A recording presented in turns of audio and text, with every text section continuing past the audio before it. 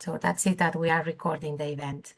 This is just a quick overview of the agenda that you can see it. And with this, I want to leave the room to Francesco Basile to do the welcome and intro to the meeting, to the workshop, sorry. So Francesco, the floor is yours.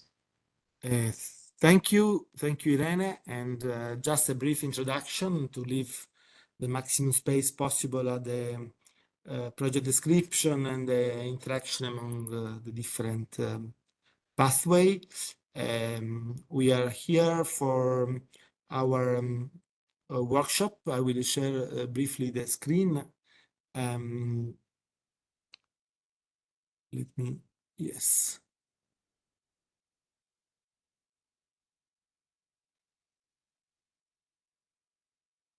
Okay.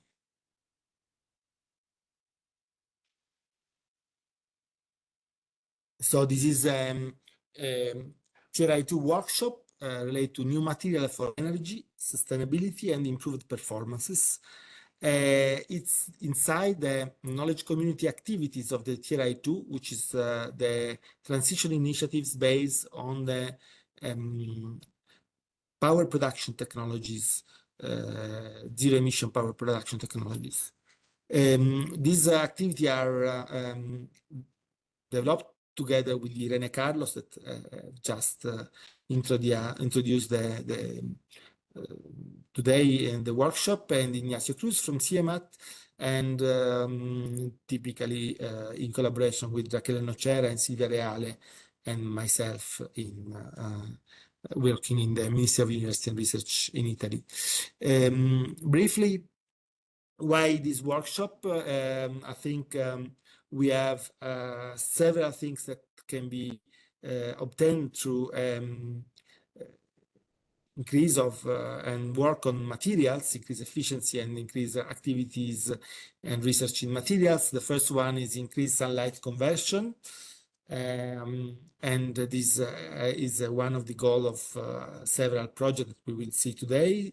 Increase efficiency and LCOE. We have seen that in many cases, the cost of the module itself is not so important for the LCOE, while the change in the material efficiency can really improve the LCOE of the PV, for instance, and this is very important for competitiveness, which is the main, actually the main driver for the European Commission activities nowadays. Decreased critical material consumption is also one of the important area of this material research, and this goes together with decreased space area required for the installation of a certain power potential in the PV landscape. Another important point is the increased landscape and architecture integration. This is sometimes done inside the TRI2 if the material development is the key issues. Otherwise, can be also project in TRI7, that is the integration of energy in built environment. And increasing the landscape and architecture integration is also related to the increase of social acceptance. And so you can see that material research is very crucial for the new technologies and the next generation of technologies. We have addressed it in two different years so far. We are almost at the end of the evaluation of the joint call 2024, but I cannot give you the results yet of this call because it's not formally approved yet. So we had one call in 2022 that is already started since I would say beginning of last year, and the one of joint call 2023 that has started at the beginning of 2025. Then in the two cases, we have two call modules, one related to research-oriented actions, so low TRL, I would say till TRL 5, and innovation action from TRL 5 to up to TRL 7. This depends from different project approach and of course also different funding agency financing the different TRL levels. If we analyze the calls so far developed, maybe I can decrease the, yeah, we can see that, and this has been done together with FISIT analysis. Raquel Ochoa did a very good work on analyzing all the different aspects of our calls.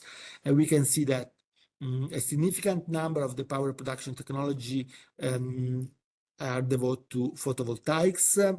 In joint call 2022, where 5 upon 14, so the 36%, while also in the 2023 calls, we have the one related to photovoltaics that account for the 46% of the overall project finance in call module 03, which is the one completely related to the TRI 2.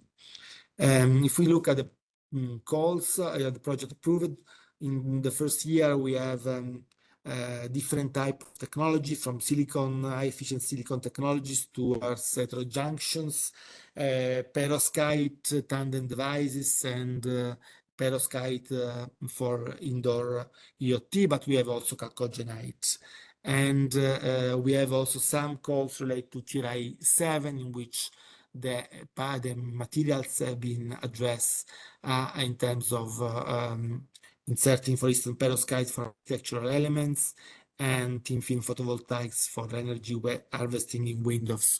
So very large type of topic and integration in 2022, and the same can be found in 2023. If we just relate to materials, we have the one related to integration of photovoltaics and photoelectrochemical conversion, chalcogenides, thin films, perovskite, and tandem cell, and again, perovskite. These are very wide type of project, but the main one are related to perovskite and chalcogenide. So we will have some introductory speech on these two topics to set the scene for the future development and to also improve the interaction with projects. So I have not much more to say rather than give you the floor to our expert to further develop these questions, and maybe going at the question and answer and interaction section, then further develop the scenario in which our project continue to operate. I will give you the floor to Irene again for the continuation of the workshop. So thank you for the attention, and enjoy the workshop. Thank you, Francesco, for your words. As you know, this is a workshop that we are organizing with the EMERA initiative as well. And I want to give the floor to Beatriz Gómez Miguel from the Spanish State Research Agency that is representing the EMERA initiative. Beatriz. Hello, everybody. I hope you are seeing my screen. Yeah, is there? Yes, everything Okay, is fine. perfect. As Irene said, I am Beatriz Gómez. I'm the representative of the Spanish State Research Agency in EMERANET. And here I am representing EMERANET itself. That is a network for advanced materials research and innovation. Only to say that we are a quite big network with countries coming for European Union, associated countries and regions, and countries all over the world. Yeah, of course, we are a network intended to fund calls that are defined by a funding agency's interest, and then experts in the area prepare the topics based on these priorities.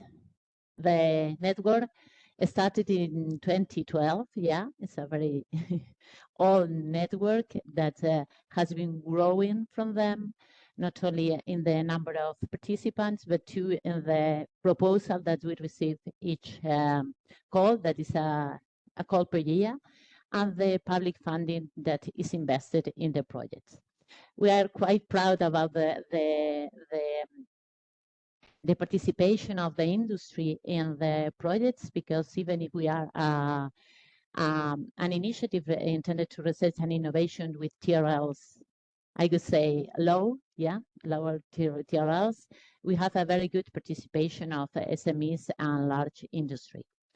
There have been projects in energy from the beginning, but since 2022, we have a specific topic related to materials for energy. Here I present 3 calls, but in 2025 call is there is this topic too.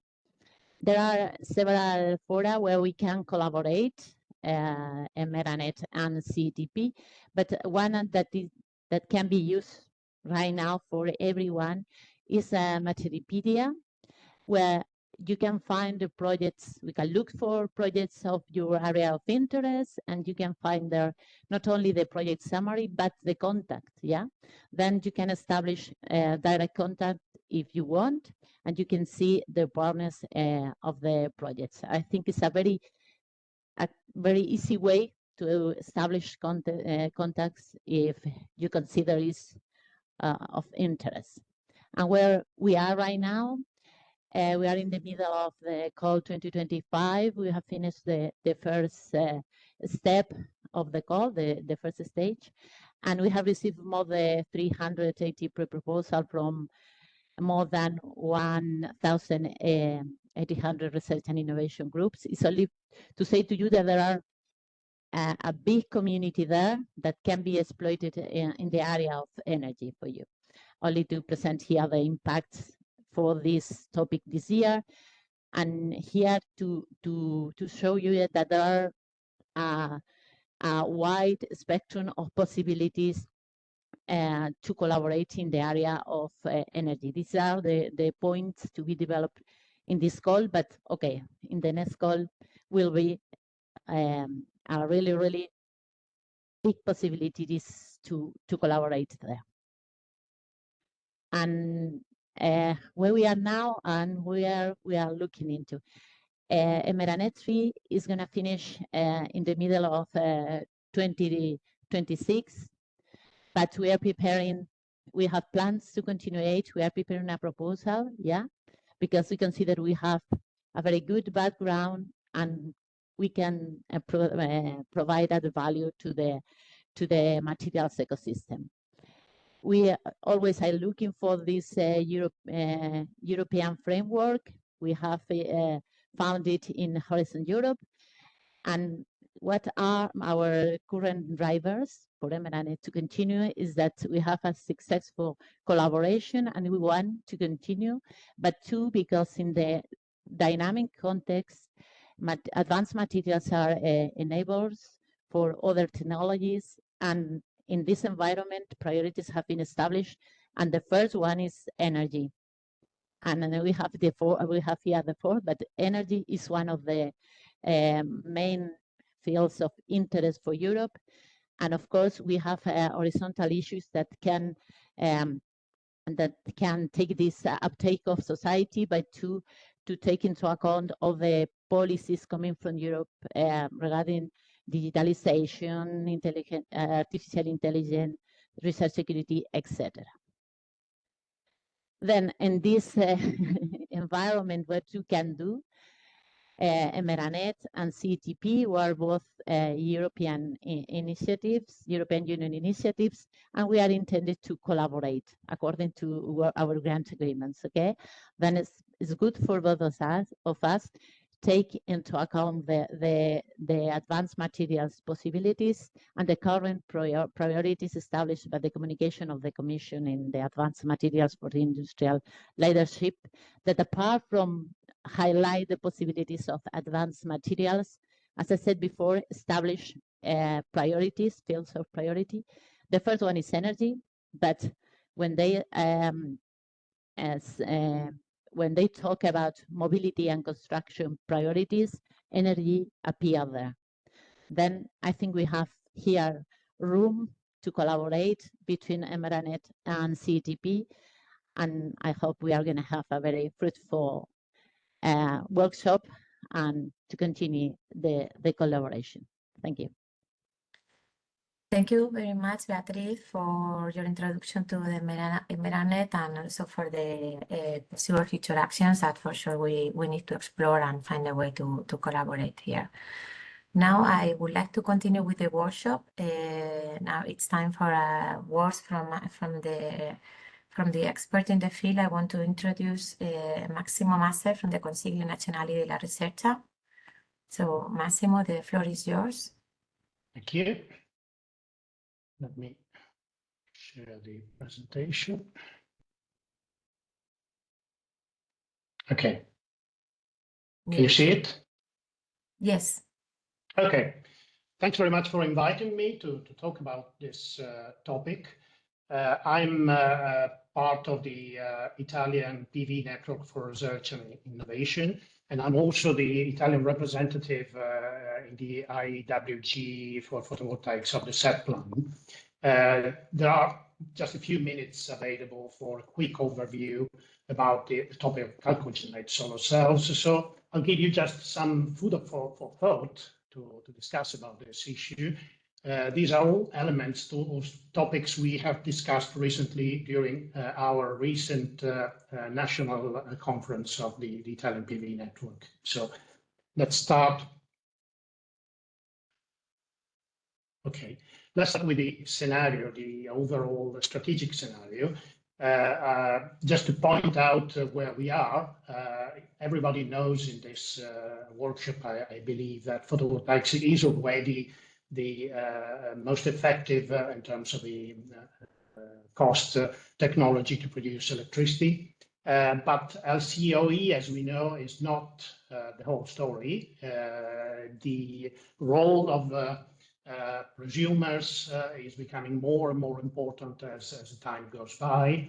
And if you just measure the competitiveness of photovoltaics in terms of LCOE, you don't take it into account the actual economic value of selling services to the grid by the prosumers, and this will be certainly the future of the electricity networks, and this is a reason why there is an opening gap between photovoltaics and conventional technologies to produce electricity in terms of cost, which can be exploited to develop a new range of different and important products for the future. So just to give you an example of what I'm talking about, I would like to remind you what happened in Italy, but also in the rest of Europe in 2022. You remember that we had a market crisis during the summer of that year. Prices went up by a factor of 10 or even 20 in a certain period. And it's interesting to compare what happened to the market to the actual cost of producing electricity from photovoltaics for self-consumption, which is the green line you see both to the left and to the right. So you see even now in 2025, there is a huge gap between the cost you pay for electricity if you buy from the grid and the actual cost of electricity produced for self-consumption from photovoltaics. This is very important to bear in mind, and this is one of the reasons why I believe there is still plenty of room for technologies like thin film solar cells in particular. And let's dive into industry, the industrial situation. Everybody knows, I believe, what the situation is. Among the 20 top PV manufacturers, China plays a dominant role. The only exception being First Solar, that produce cadmium telluride solar cells and modules, which is among the top 10. But all the rest is silicon and produced in China. So the question is there still room for different technologies, and where are we going now from here? Just to make things even worse, just remind ourselves, who is controlling the value chain of the PV value chain nowadays. And given that the PV value chain is essentially silicon nowadays, you can see that China controls essentially most of the parts of the value chains, from raw materials to modules. And clearly, if this was the only part of the story, there won't be very much space for anybody else or for any other technologies. But this is not certainly the end of the story. The first reason being that clearly, if you see from this graph provided by David Moser, the vice chair of the ETPV, our colleague from the Becquerel Institute, Italy, what you see here, not surprisingly, is that the cost of capital plays an extremely important role in defining the LCOE of photovoltaics. And clearly, nowadays, we know that the European Commission is discussing about this and is introducing new solutions to actually incentivize the production of photovoltaics in Europe. Depending on the way you actually incentivize the cost of capital, you can equilibrate somehow the situation with China. You see that the difference is not very big, very large. So having said that, let's have a look at what happens in terms of PV manufacturing for the chalcogenide sector. I've already told you that First Solar is the only company among the among the top 10 producers of photovoltaics. Clearly, cadmium telluride has been around for quite a while already, at the center of huge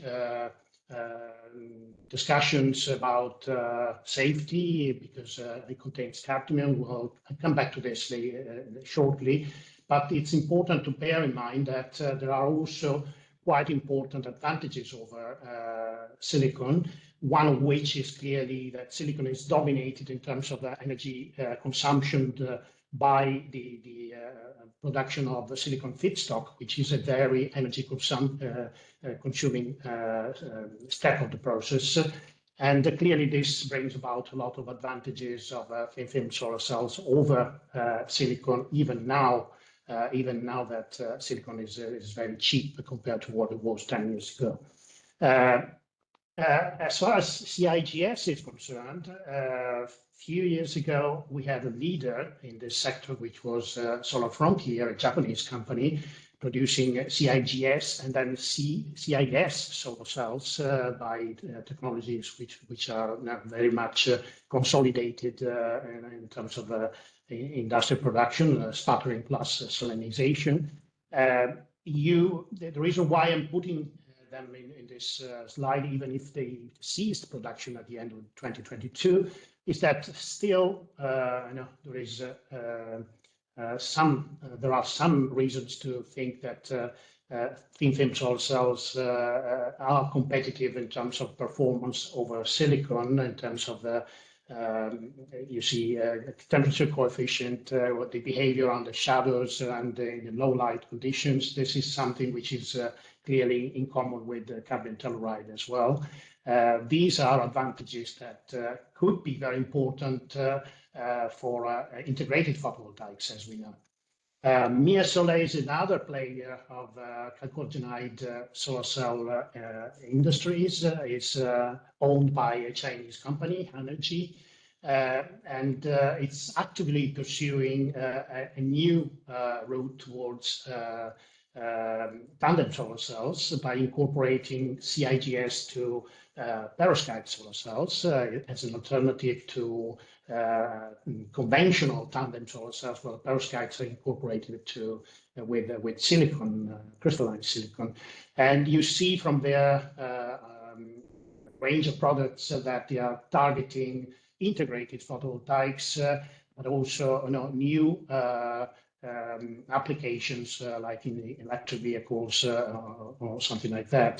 There is plenty of room for this still around. They are lightweight products. They actually can be incorporated into these products very, very easily. And the efficiencies are clearly competitive.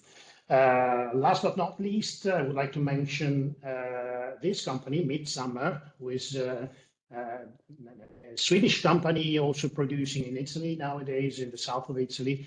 They also are pursuing the integration of CIGS with perovskites, make tandem solar cells. But their technology is quite interesting because compared to the others I've been showing you before, they can produce CIGS solar cells in a very simple process. It's a one-step deposition from stoichiometric targets using sputtering.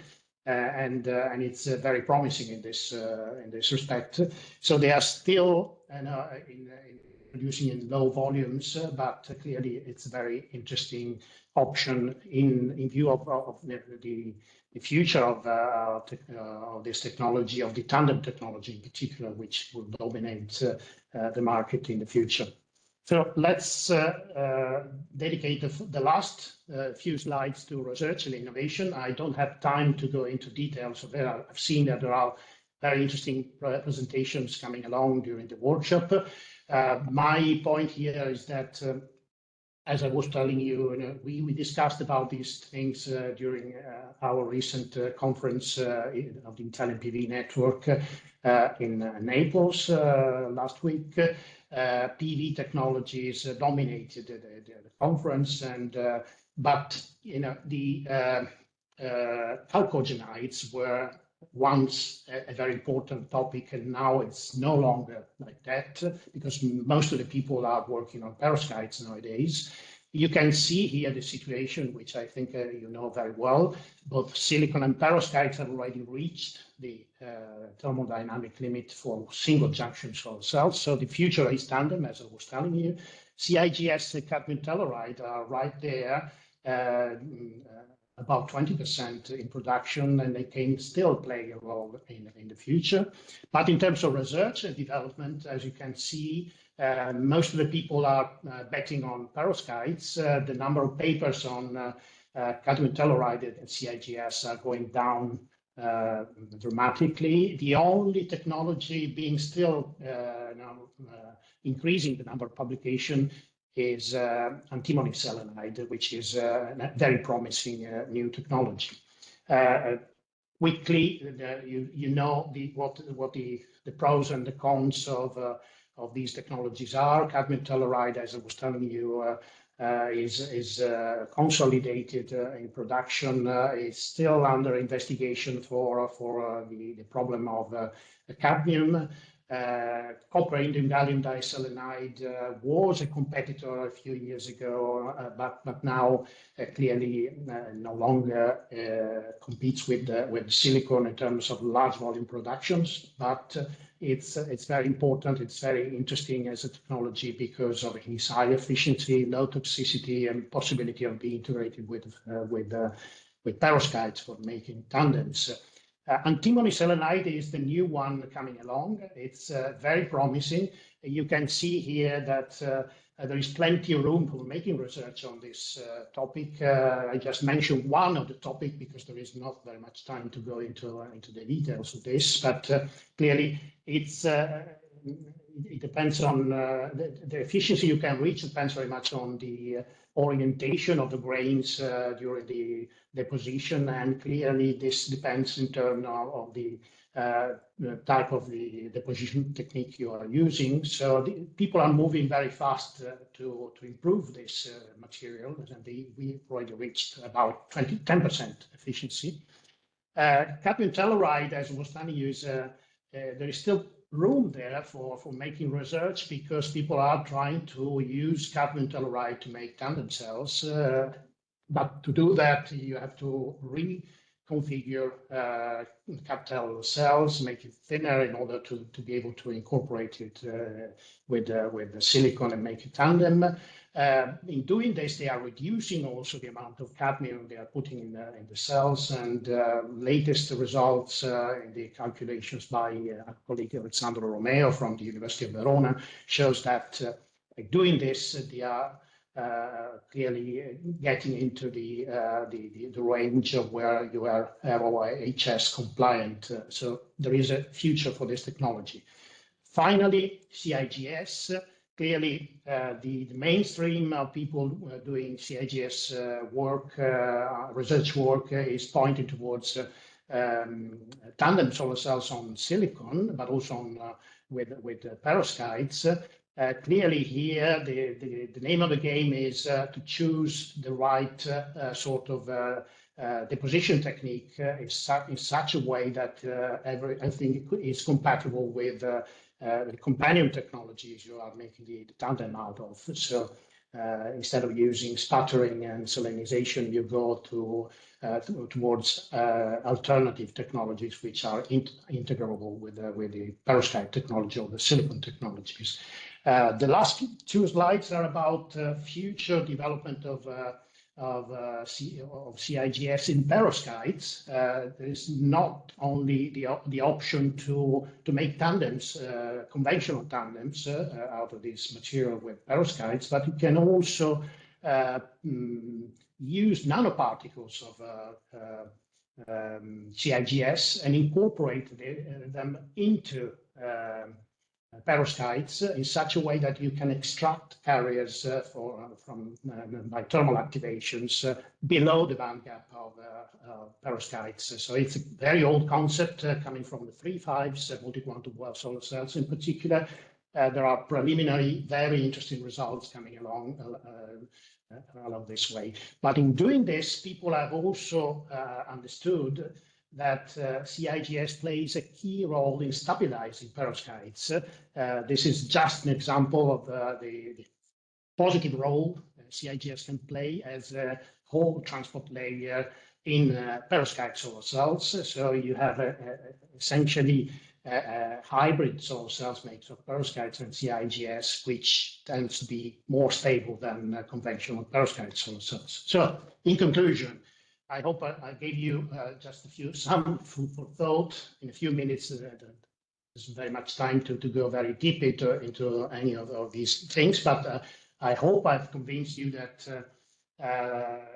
given that photovoltaics is now the cheapest source of electricity, there is plenty of room for bespoke products in the PV market, and so plenty of room for technologies like chalcogenides, and together with other main technologies dominating the market today.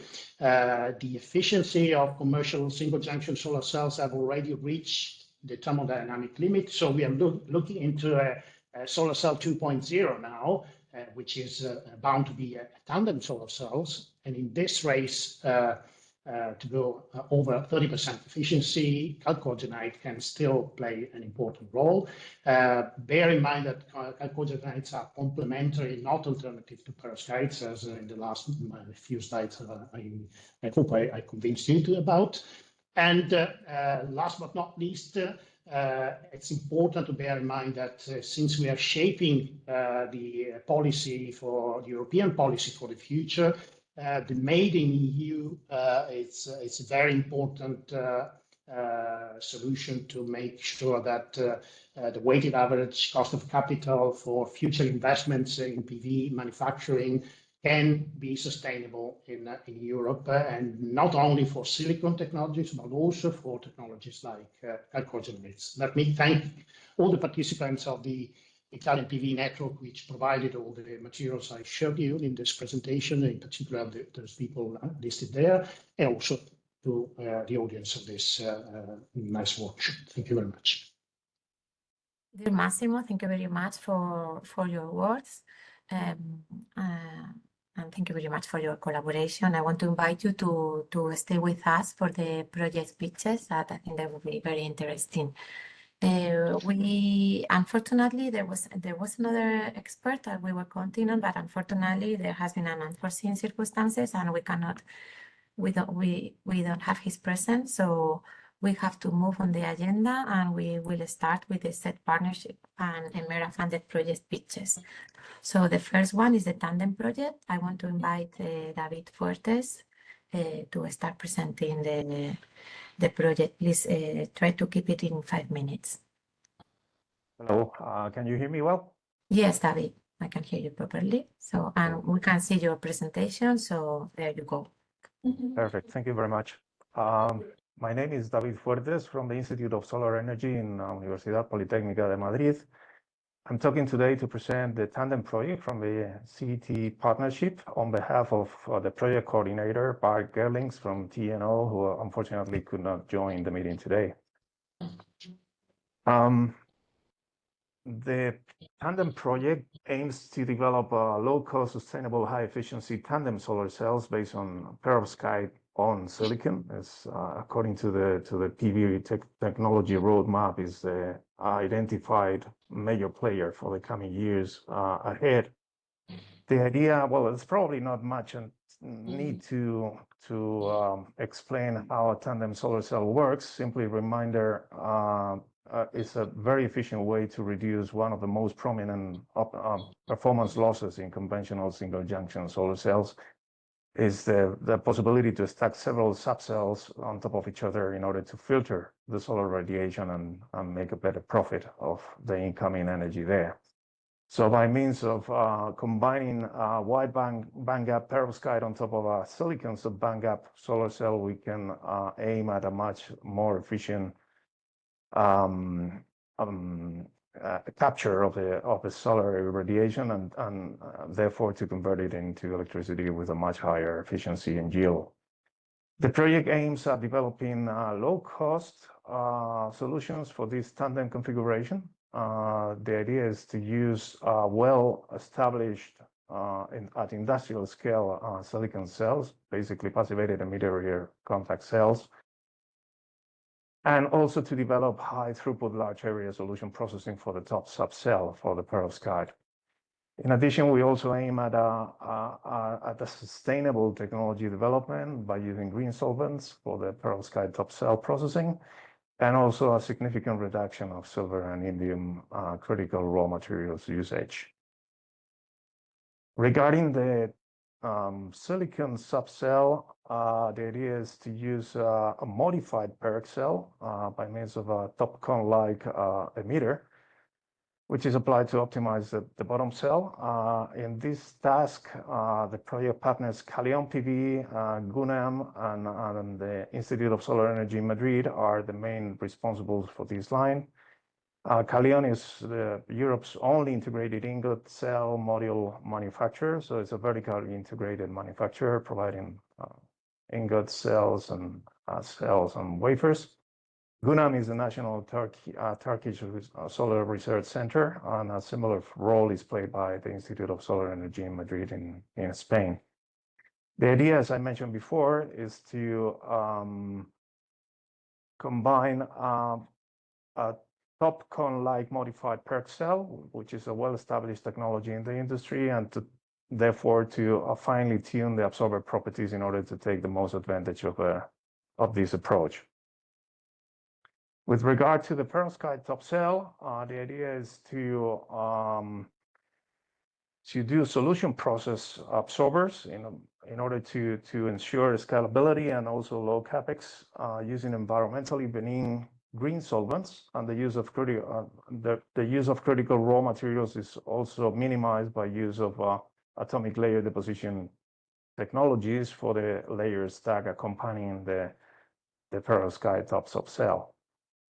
The idea here, as I said, is to try to optimize a scalable technology with an increase and enhanced sustainability.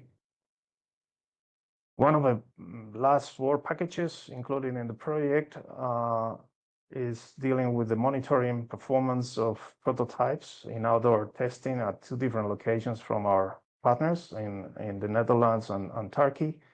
And the idea here is to demonstrate, better said, to the risk and to improve the bankability of finished modules according to the technology developed in the Tandem project. And the idea is also to use these results in order to develop digital twinning for further studies later on. And with this, I conclude. Let me thank the CET partnership for funding, also our national project funders for each of the partners.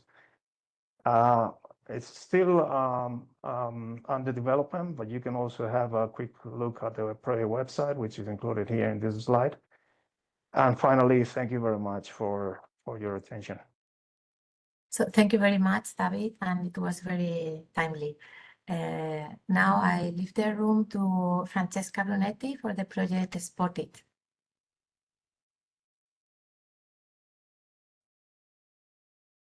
Yes, thanks a lot. Good morning, everybody. Just a second.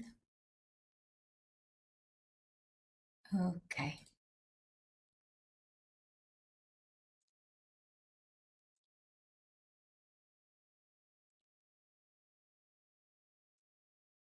Okay. So Yes, thanks a there you lot. go. Can you see the slides? Yes, perfectly. So Thanks a lot. So thanks a lot for the invitation. I'm going to speak about our project. The title is a stable printed perovskite organic tandem solar cell and module for indoor and IoT application. So again, tandem, but on a different perspective. So this is the background. We try to tackle the challenge of having powered IoT device through photovoltaics, in particular photovoltaics that work in indoor condition. Here you see like the growth of IoT device over time. This is a perspective for this year, and also like how many IoT connected devices. Maybe you do not see my pointer. I put the pointer. The growth of IoT devices up to 2030. In the next 10 years, it is foreseen to have like 100 billion low power devices that need to be powered. And in this slide, you see some examples of devices that are already existing on the market. The problem is that most of the devices that also use photovoltaic combine batteries. So the idea here is to develop a system where you can replace the battery, including a printed system that can be sustainable.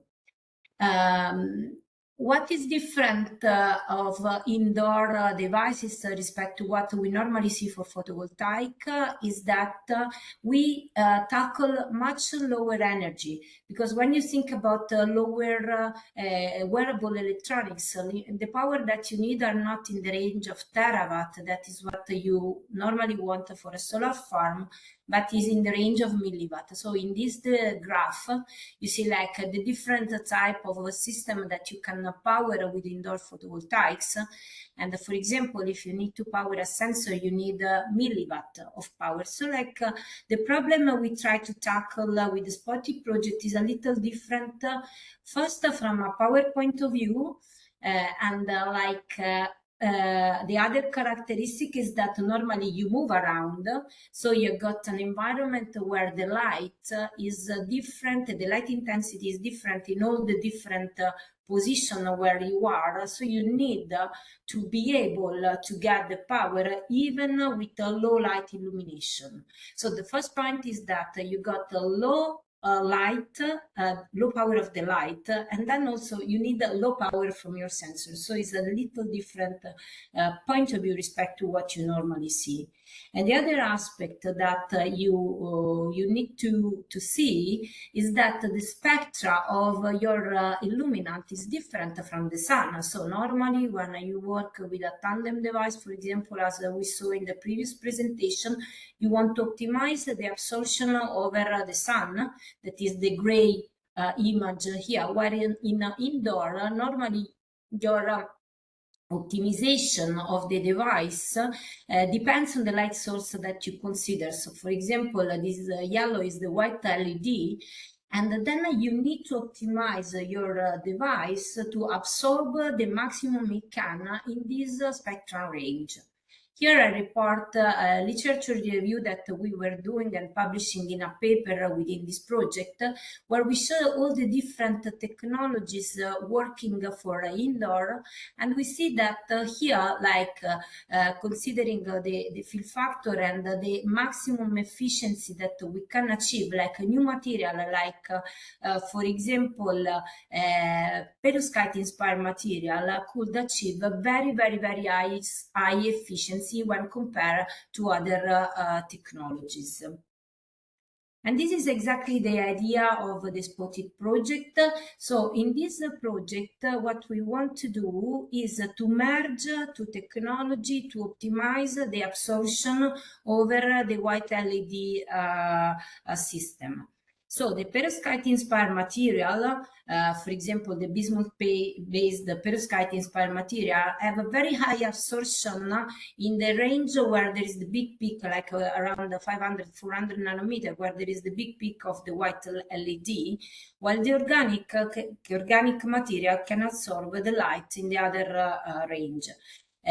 Why did we choose to use a perovskite inspired material instead of perovskite? Because those are lead free, and so like this goes in the direction of like a more sustainable system.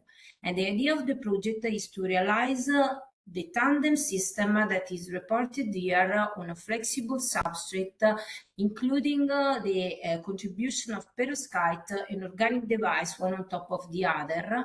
And then also we want to include a photonic light trapping system to increase the light absorption of the combined system.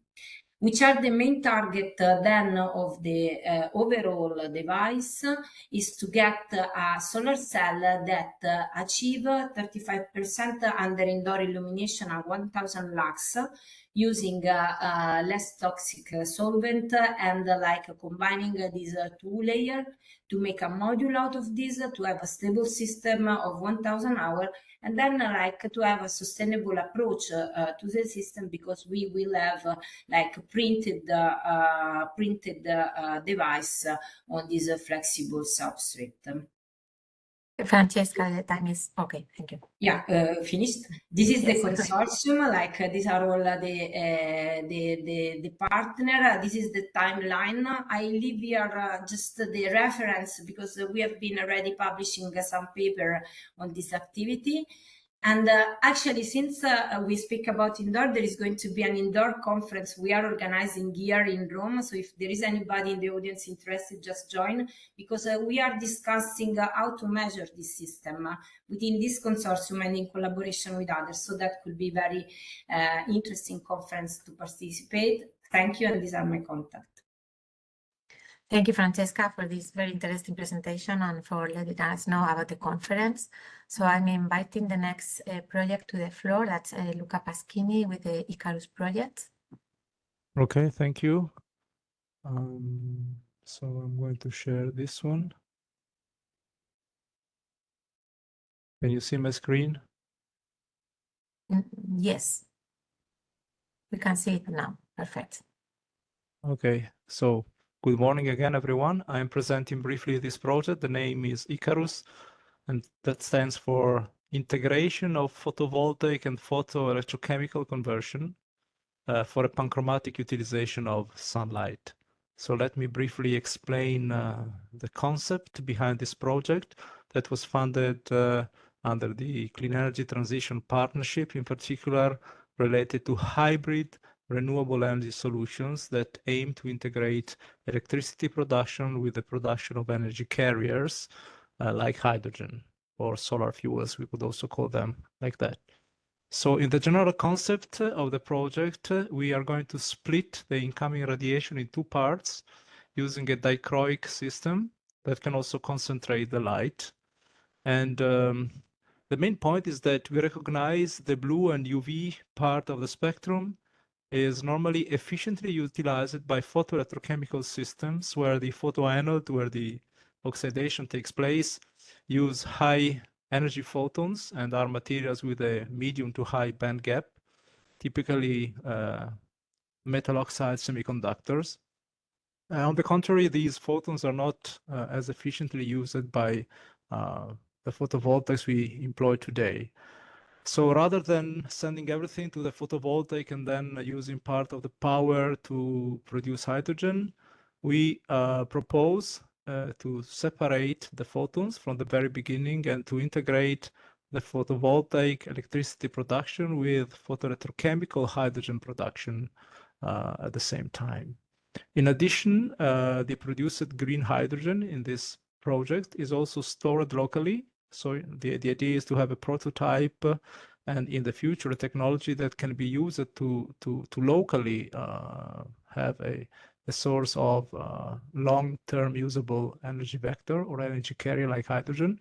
And this is done using metal hydride technology with alloys that need to be developed expressly for the project in order to be coupled with the output of the photoelectrochemical device. So in 3 items, we aim for an efficient use of a wide portion of the solar spectrum, simultaneous production of electricity and green hydrogen, and also solid-state hydrogen storage with a low footprint and high safety. Here you see summarized the main component of Icarus and the research entities in charge of them. First of all, we have a dichroic system that will split the radiation, letting the long wavelength passing through and impinging on a photovoltaic, while the blue is concentrated to a photoanode. This will be designed by the University of Ferrara, and you see already here an example where these filters based on interference principles. It's a stack of silica and titania, typically multi-layers, can let only the blue light through or vice versa, depending on how you design them. Then for the photovoltaics, we will also use commercial modules for the test, but also aim for the development of new, different architectures like this triple mesoscopic carbon architecture for perovskite solar cells that will be developed by the partner CEA in France. For the photoanodes, which means the light absorber in the photoelectrochemical cell, we will employ low-cost, processable and scalable oxide semiconductors like hematite or tungsten trioxide or bismuth vanadate. And there are partners in Ben Gurion University and University of Ferrara involved in this development.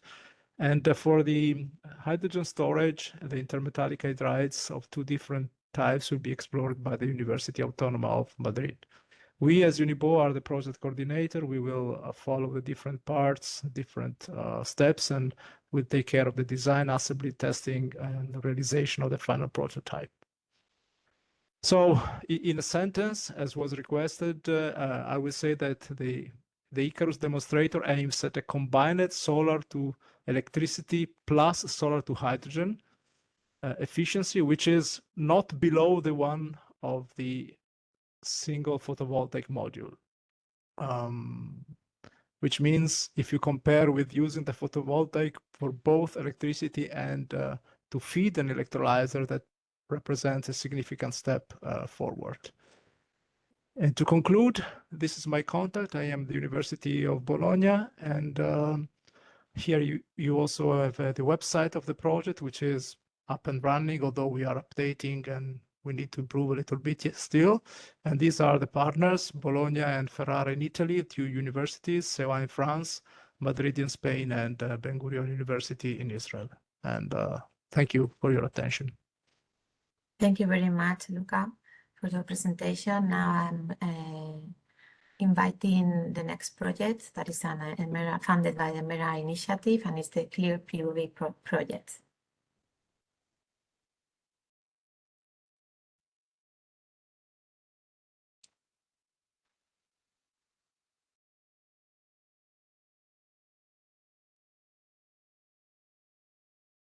So we don't have Wei-Fan on the audience.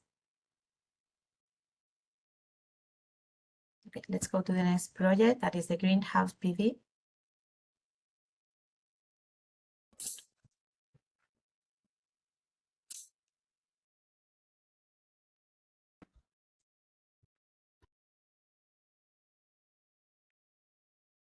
You can start sharing your presentation. Yes, can you hear me? Yes.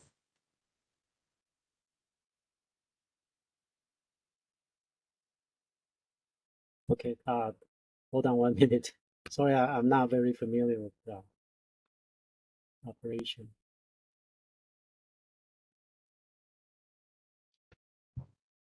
I remember it worked perfectly fine on the technical check. Just Okay, can you see my screen?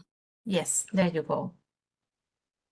Okay, thank you for inviting me. And our project acronym is Greenhouse PV, and our objectives is very straightforward. We want to develop coating technologies for fabricating perovskite PVs suitable for greenhouse agriculture. So we were looking to address 3 questions. The first one is how much light can be absorbed by PVs while still allowing adequate plant growth inside a greenhouse. And then the second one is how should perovskite PVs be designed to accommodate both plant growth and the power generation. And the third question is what coating technologies will enable facile fabrication of such perovskite PVs. And to save time, I'll skip the part about the description of our consortium. And so we first started with plant growth study. We wanted to find out what kind of light environment is required for plant growth. And we found that the whole solar spectrum is pretty much required to get desirable plant growth. So we were, at the beginning, we were looking to fine tune or tune the band gap of our absorber materials so that the absorber materials can absorb part of the solar spectrum and then allow part of the solar spectrum to pass through to the plants. But we realized that that's not doable. So we need to pretty much allow the whole solar spectrum through. And then to do that, we first tested a conventional PV design, which is called spatially segmented layout, so that we have regular PV, and then we place them in a stripe and a gap fashion, and so that we can get our desired total transmission. But we found that if we do it this way, then the plants still didn't grow very well because the lights are not evenly distributed inside a greenhouse. So then we found that we need to make our PVs with fully transparent micro windows, so that when we put our PV on top of the roof of a greenhouse, lights can transmit through the PVs through these micro windows, so that we get very even light distribution. And then we developed a way to fabricate this type of micro windows PVs very quickly and very conveniently. So we use area selective coating technique. In that, we use transparent polymer patterns to block out our perovskite ink, and then we tune the hydrophilic and the hydrophobic relationships between these two types of materials, so that our perovskite ink can area selectively deposit on our substrate. So with this way, we can get very high transparency and I would say reasonable efficiency from our perovskite PVs.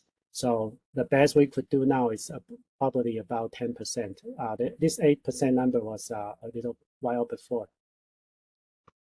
And then in addition to developing these fabrication methods, we also developed a semi-transparent top electrode materials using ALD and the silver nanowires. And then we also developed transparent encapsulants for our PV modules. And then to maximize light utilization, we also developed wave selective reflectors so that we reflect part of the solar spectrum back to our device, so we can get increased device performance. And so quickly, this is a summary of our work. So we tried to understand light plants interactions so that we can tailor perovskite PV design to meet plants' need. And then we developed innovative coating techniques so that we can fabricate our designed perovskite PVs. So we developed area selective coating, and then so that we can make micro window built in. We can make PV modules with micro windows built in, and then we develop electrode materials and encapsulated materials and the wavelength selective reflectors. So I'm sorry that I probably spoke too quick, but I hope I'm within the time constraint. Thank you. Thank you very much. It was okay, but because you did it in the perfect time. So now I invite to the next project. That is the Act Fast project. I'll try to share. Hello, everyone. Can you see the presentation? Yes, we can see, but it's not in presentation mode, though. Okay. Okay. Now it should be. Yes, there you go. Yeah. Hello, everyone. So I'm also very happy to be here and to present our concept, which is Act Fast, Sustainable Antimony Chalcogenide Thin Film Tandem Solar Technology, which was part of joint call in 2022. So what is the overall concept of Act Fast? And the main aim is basically to develop high efficiency thin film tandem solar cells based on antimony chalcogenide. And it was actually very nice that in the very beginning we have a presentation by Massimo, which is with the state of the art of the PV technology.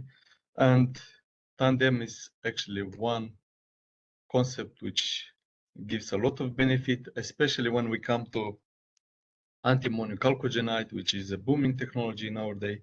So here we want to and the fabrication methods, which implies this low fabrication processing temperature, high stability, low environmental impact. And one of the key aspects here is that we want to transfer basically the knowledge, having a system of material very similar to cadmium telluride technology, which is in a well-established technology also in Europe. We have here the partners, which are the main, let's say, core team of the Act Fast, with Estonia, Italy, and Spain, and also some partner from UK. But we also have an advisory board with actually CTF Solar, one of the company which still producing cadmium telluride technology in Europe. And this is one of the strength of this of the industrial partner participation in this project, that we can actually apply an approach for accelerated outcome to the market. So the project consortium and the key performance indicator from this project you can see in these slides. So what we are targeting basically is relying on fully thin film tandem solar cells. We are basically targeting efficiency higher than 15%. At the single cell level right now, we have almost reached 10% efficiency. Of course, high durability that we are performing already a lot of tests in a real test condition to see durability of these devices. Of course, as I mentioned before, the key aspect here is that to validate this technology for low processing and temperature and compatible with the module production, which is actually the good example is cadmium telluride, and most of the partners comes with a strong background from cadmium telluride technology. Here we see the work package frame, and you see that we are covering the whole value chain for the material and device development. And as I mentioned, we have a lot of interest from the company and the startups from all the countries involved in this project. And what we can offer in this project, and actually what is one of the aim here, is that we want to generate and exchange knowledge on thin film solar cells tandem concept. And here today I saw so many presentations in line with what we are doing, and of course make advancement in characterization and implementation of standards and protocol for this concept, because here is a lot of room for improvement and development, and of course capacity building and extended collaboration in this direction. And what I will add in addition to that, what was pointed out also in the very beginning today in the invited presentation, that in addition to the power utility market, we are targeting this so-called specialty market, which is BIPV, product integrated, and IoT powered PV solutions. So with this, basically, I'm ending the presentation, and these are our contacts. We are always open for collaboration, and yeah, keeping in touch with other proposals. Thank you.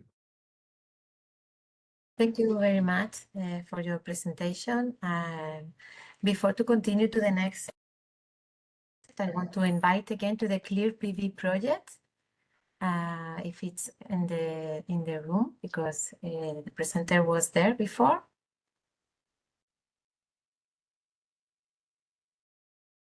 So something must have happened with, okay, there you go.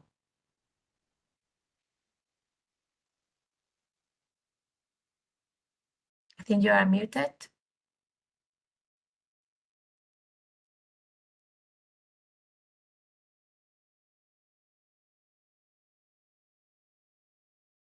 Sihan, I think you are muted and we cannot see the presentation, neither hear you.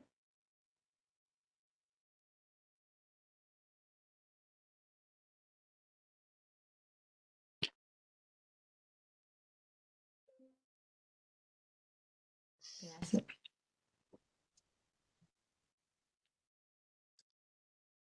Sihan, we cannot hear you or we cannot see the presentation. So I think we are going to go to the next project, that is Sun Life project with David Paino, and we will come back to you to see if you can present afterwards. So David, the floor is yours. Okay, thank you. Sure.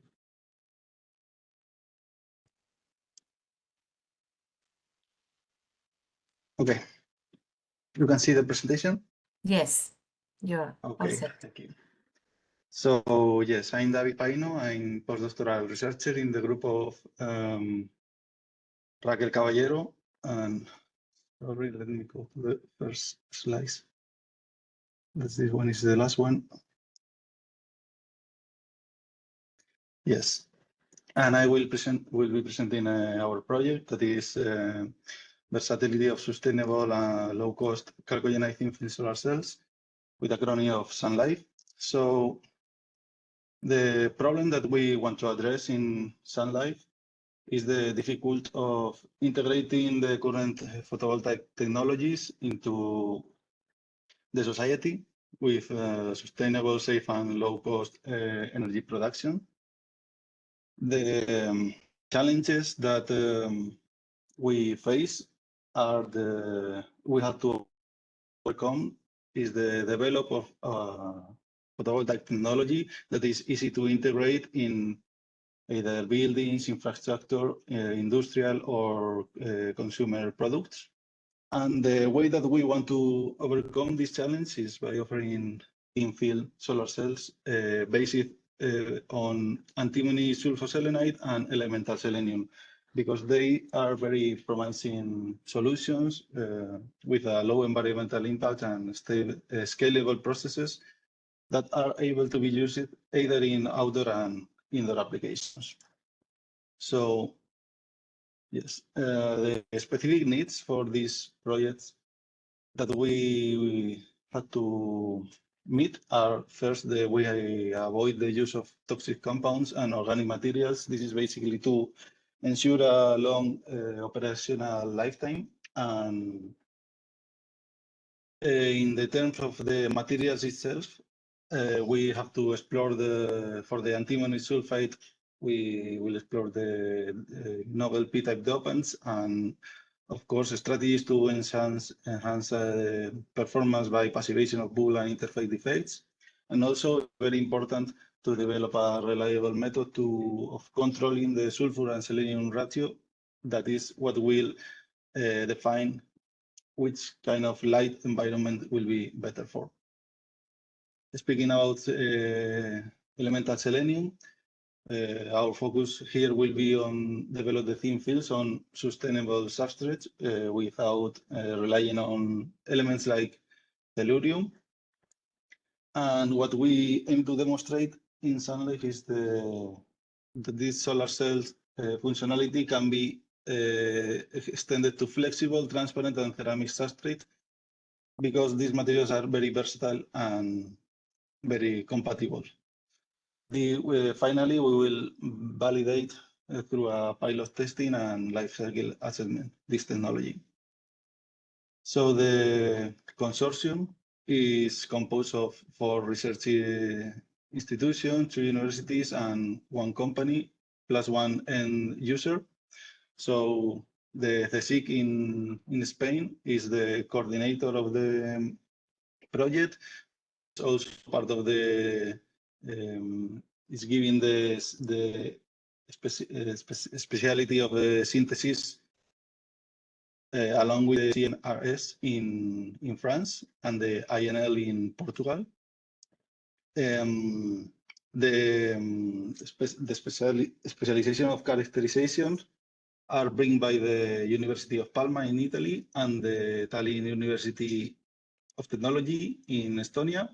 And finally, the demonstration of the scalability of these processes are bring by the Bay Sultan in Hungary and the company Nano4 Energy in Spain. Finally, the end user is SPOT, Smart Photovoltaic Technologies Italy. We will is there to ensure that we always have a practical implementation in view. So conclusions are of the project. We want to redefine how we produce and integrate the solar energy in our society with the developing of these chalcogenide photovoltaic technologies that can have the potential to decrease the investment cost and increase the energy conversion efficiency and lifetime of the devices with a low environmental impact. And what we want to demonstrate mostly is that they are compatible in any different application, from building integration, infrastructure, and consumer products and IoT. And this project can contribute to the European sustainability goals of greenhouse reduction. So for contact and more information, you have our website, Sunlife, and you can contact me or Raquel, the coordinator of this project. So thank you very much for your attention. Thank you very much, David, for your presentation. I want to invite now to the Empower project with Marcel Placity.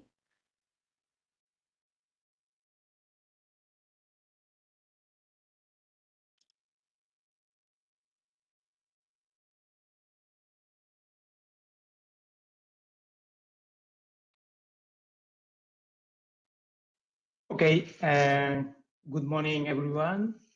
Thanks for the invitation. Can you see the presentation? Yes, perfectly fine. Okay, perfect. So I'm Marcel Placidi, the coordinator of the Empower project, so sustainable chalcogenide thin film for low power photovoltaics. So here in this introduction, which is very similar to the one given by Francesca with the Spotted project. So basically, if we look at this figure, where let me water option. If we look at this figure, we can see several electronic devices, which we can find in our houses. And almost all of them are powered with batteries, with small batteries. And this is a big problem, a big problem for the environment, but also a problem because at some point we need to replace these batteries, and this has a cost. And then these batteries, the used battery, we have to dispose them, and this is also another problem. It's interesting to look that the power required by these devices many times is quite low, and so we could replace these batteries by a small PV module. And another interesting data to consider is the number of IoT devices in the next 10 years, which is expected to reach 1 trillion of devices. It's a bit more than the number given by Francesca, but at least having that in mind, it opens opportunities for light power devices, and especially for indoor. If we look here at this figure, we can see that under one sun, so under the solar light, we can see that the maximum efficiency can be, this is the Shockley-Poiseuille limit. So the maximum efficiency can be reached with a bandgap of 1.2 eV, but under an LED light, this maximum efficiency is moving toward a wider bandgap. So this is something to consider when we want to develop devices for indoor, because we need to use materials with an adequate bandgap. But not only that, we need also to optimize the wall architecture. So not only the absorber itself, but maybe improving also the thickness, but also all the selective contacts. So this is what we offer in Empower, where we aim to demonstrate and develop a new generation of cost-efficient, robust, and stable PV devices, especially designed for indoor and using chalcogenides. So why using chalcogenides? Because of the bandgap tunability, we can tune the bandgap, because of the high technological flexibility, because of the high stability, the easy scalability also, which is already demonstrated, as has been presented by Maximo, and also the absence of scarce toxic elements, and in particular with these materials we are considering in the project. So kesterite, antimony chalcogenide, mainly antimony sulfide, cadmium telluride, and elemental selenium. So this is the consortium. So Universitat Politècnica de Catalunya, IREC, both in Spain, Universitat di Verona in Italy, and Taltech in Estonia. All of us with a strong background in these technologies. We have also an advisory board with these companies. So this is the work plan and expected results. But just to summarize, the first year we want to classify the IoT device depending on the power requirements. We want also to define an indoor characterization platform and also get information from simulation to optimize an architecture for indoor. The second year, basically, we want to optimize the technologies. And the third year, we want to complete a prototype, so PV-powered IoT system in a real life scenario and monitoring the results. So here, just a few slides showing the results. For example, we have developed an indoor characterization platform, taking into consideration the variability in the incident power, but also the variability in the source temperature. Here, considering only LED as the light source. So basically, we have adapted the solar simulator, which is able to reproduce 20 indoor conditions. And basically, we plot the different optoelectronic parameters as these mapping plots. A few results on simulation. So for example, here we can see that the optimal bandgap for indoor is comprised between 1.5 and 1.7, more or less, and 1.9 EV. Here we can see the influence of the shunt resistance, and the shunt resistance is a very important parameter for indoor. It has to be higher than 10 to the 5 ohm per centimeter square. And the series resistance here, it doesn't matter for indoor. Another thing also important to consider is we have to avoid the use of selective contacts which can absorb the light, as it is the case, for example, here in, for the CDS. And yeah, we have just measured several devices fabricated within the consortium, devices which were not optimized for indoor. And surprisingly, we get quite high efficiency, except under very low illumination conditions. And this is basically because the shunt resistance need to be optimized. So this is one of the main efforts we will follow in the next month. And that's all from my side. Thank you. Thank you very much, Marcel, and for keeping the time. And I want to invite the next project, that it's another EMERA project, and it's the Casper project. Thank you, Irene. Am I audible? Yes.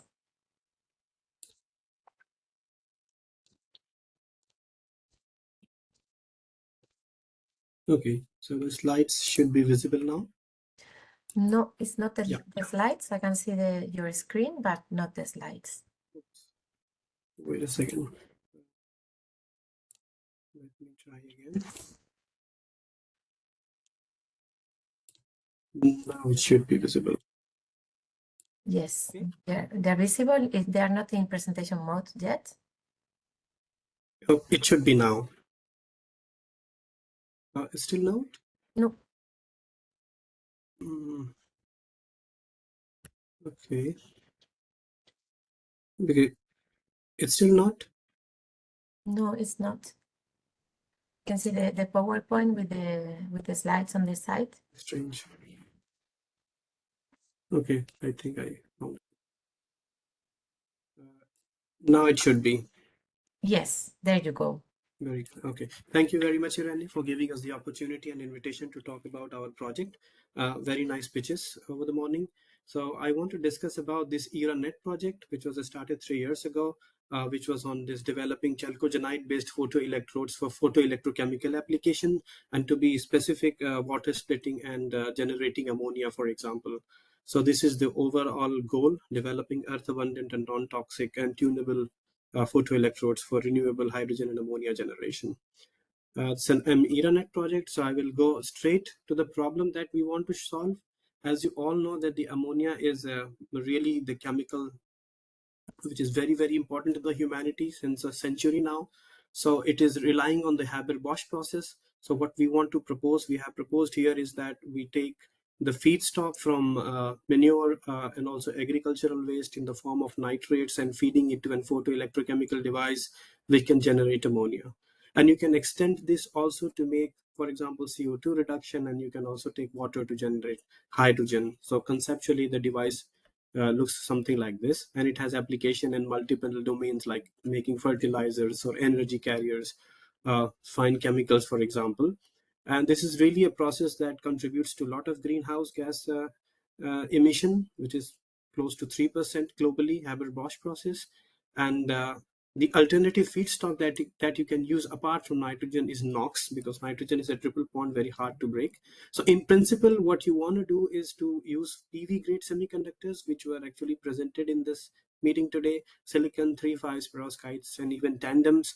And we want to develop something earth abundant chalcogenide based materials, which were also pitched today in the meeting. So this is how the work package was designed, and we followed. So work package 1 and 2 and 3. So 1 really focuses on developing material, making it high quality and tuning the energy band level such that the chemical reaction can happen. Work package 2 is really about tuning the interface to facilitate charge carriers. And third one is to really engineer catalytic sites at the surface.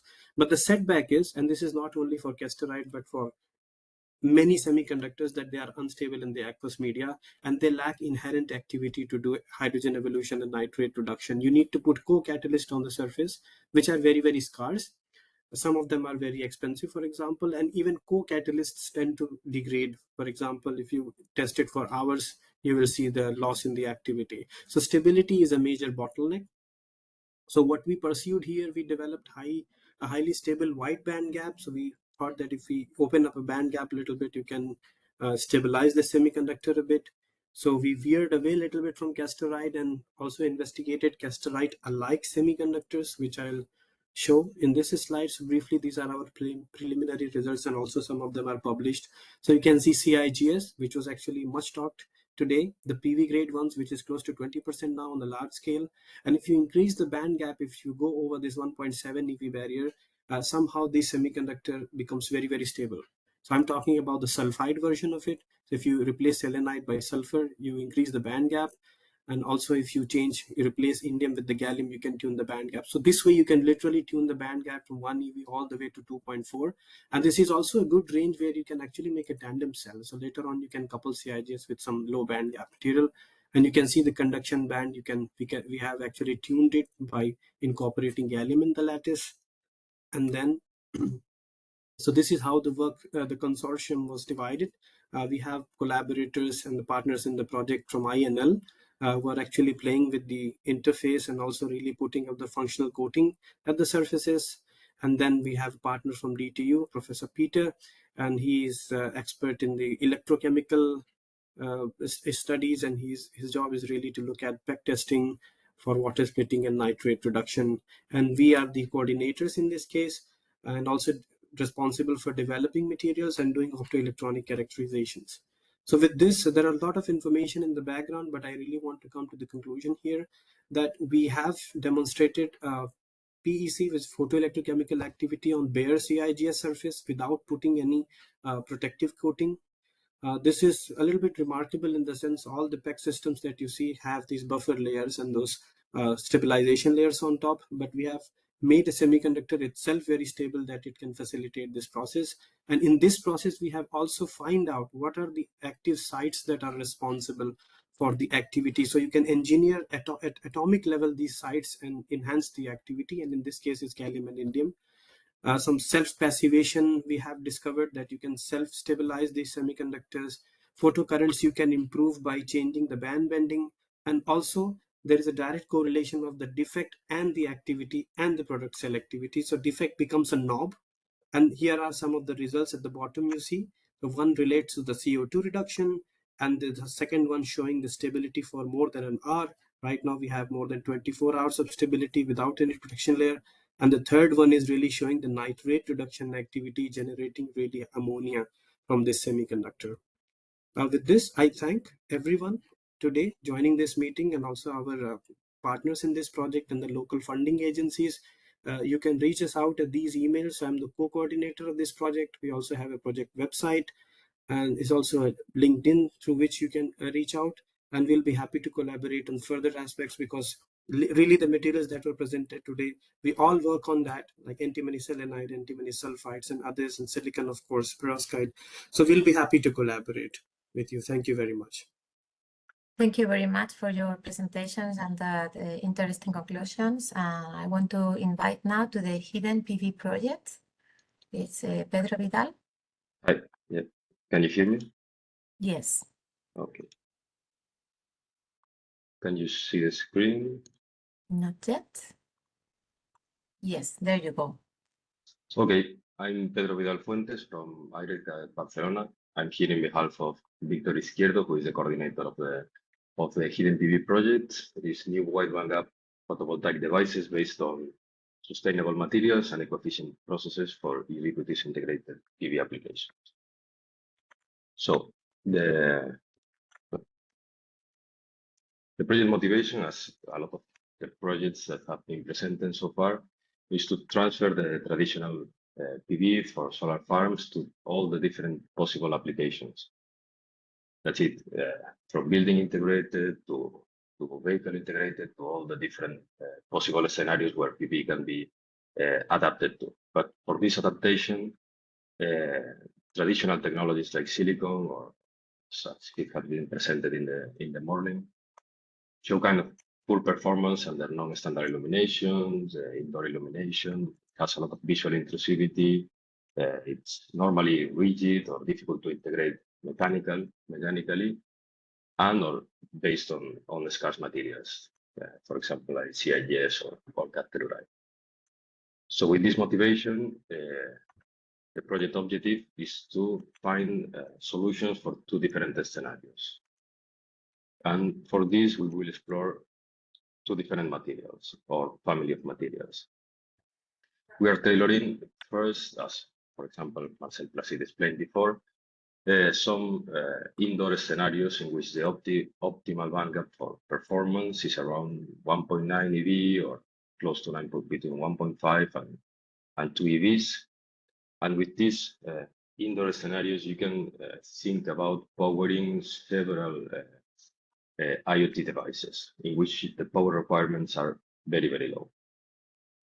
And also a second scenario in which we want to develop PV technologies that are not seen, that are completely non-intrusive to the human eye.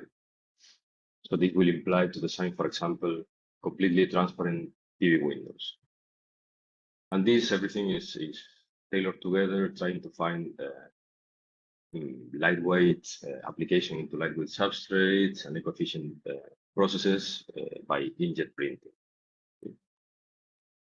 So some of the results that we have obtained so far, we are more or less in the middle of the execution of the project.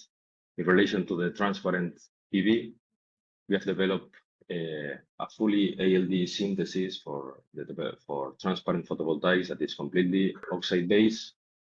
So we are tailoring bandgaps higher than 3 electron volts, so outside of the photopic response of the human eye. So you can see here the solar cell is completely transparent with a very nice color rendering index and average photopic transpedance. And we can get, of course, the current is very low, but we can get very high VOCs.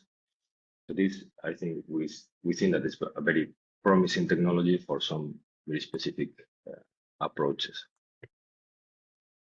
In relation to the non-standard configurations, we decided to explore this antimony selenium iodide and antimony sulfur iodide that are familiar, close to the antimony sulfides and antimony selenide materials.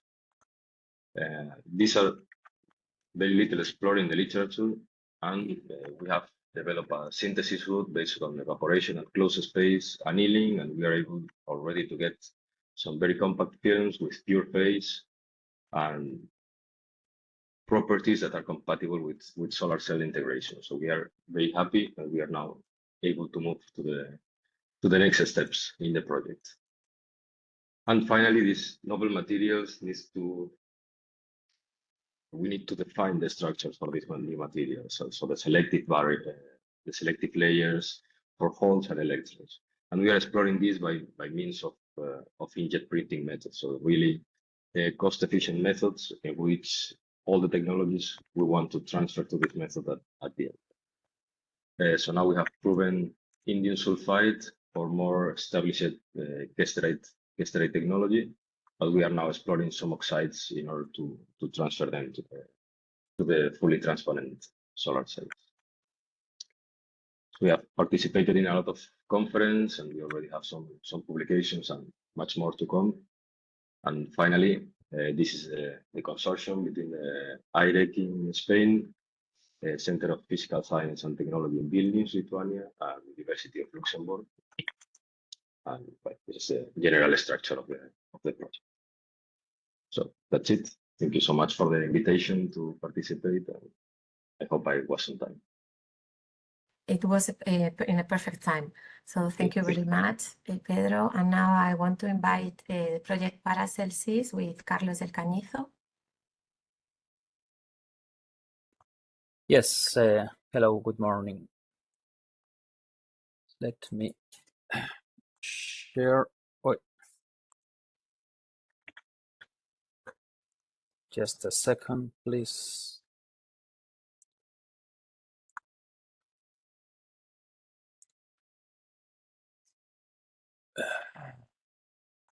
Oh.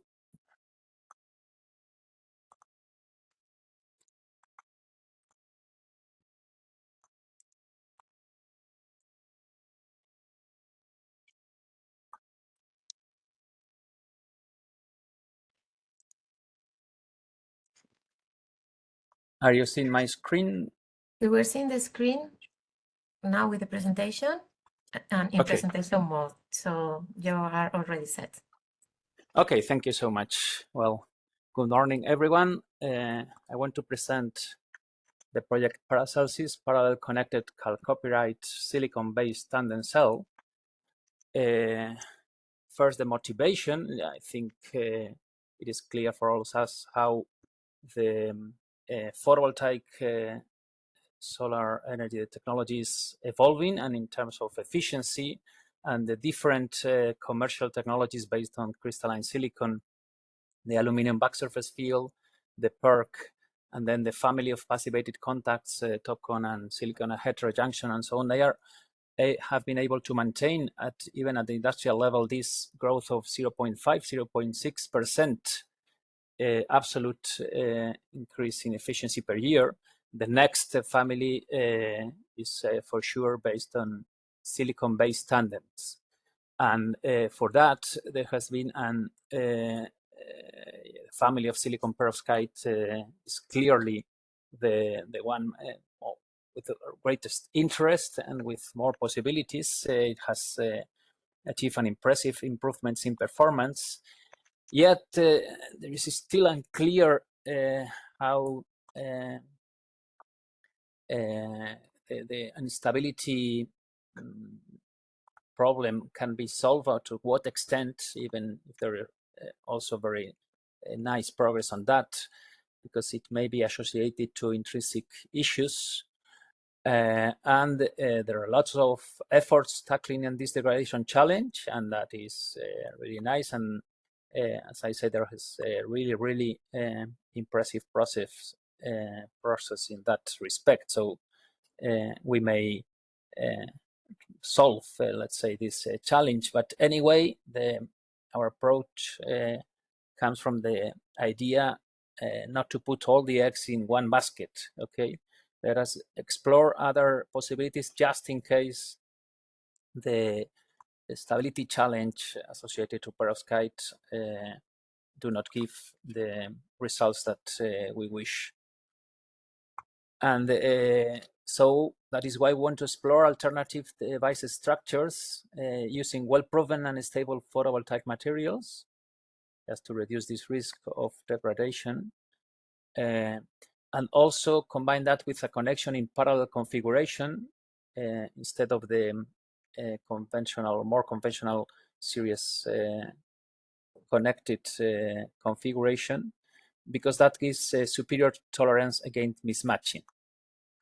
This is a 3-year project that just started this month, so we are just have the kickoff meeting the other day, so it's just ramping up. And this would be the structure that we're aiming at, where we will have top cell based on CIGS. So it's a chalcopyrite with having a high band gap for that. The bottom cell would be a interdigitated back contacted silicon solar cell. Okay, so that we end having a 3-terminal tandem device, and where we will convert that at the module level in a 2-terminal device, just combining, connecting just one of the bottom cells with 2 of the top cells, so that we have the match in voltage and not in current. These are some modeling results that we have that try to show in this case how the window of possible band gaps for the top cell are wider if we connect the cells in parallel connection than in series connection. Okay, so that is also a nice possibility related to the parallel connection. And here also some results. This graph here shows the VOC of experimental achieved CIGS devices versus the band gap. And there is a fitting to see the ideality factor, and depending of the ideality factors closer to 1 or closer to 2, in this graph here below, we see the efficiency of the tandem device. In the case that we have a bottom silicon solar of 25%, that could be the, well, what we have, it has been achieved industrially. Even then, if we have a band gap of something between 1.6, 1.7, or whatever, we can increase the efficiency 3% to 5-4%. That would be the goal of the project. This is the project just wants a kind of proof of concept, okay, in which we want to get the tandem device to TRL4. Okay, so we have to adapt and redesign the IBC silicon bottom solar cell subcell for the tandem architecture, taking a lot of focus on the interface to optimize the top cell CIGS absorber, and also to check the compatibility due to the thermal processes, the contact deposition, the CIGS co-evaporation, and so on, until an integrated process that shows this functioning device. As I say, the 3-terminal cells will be interconnected to give a two-terminal array. We want to show that in a TRL5. And from that, we are also going to see in the addressing the process, the techno-economic assessment, just to see how we can upscale to the TRL9, and also the life cycle assessment to be sure that it makes sense also from the point of environmental impact. The consortium, well, the project is coordinated by us as the Solar Energy Institute at Universidad Politécnica de Madrid. The research center GUNAM at Ankara in Turkey are responsible of the IBC solar cell, silicon solar cell. The Institut de Matériaux de Nantes will deal with the CIGS top cell.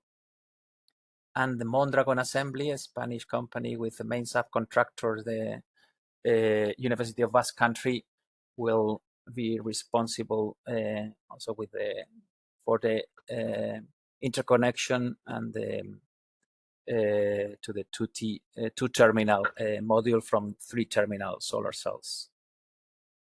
And that is all from my side, acknowledging the funding agencies and MRNet for giving support to this project.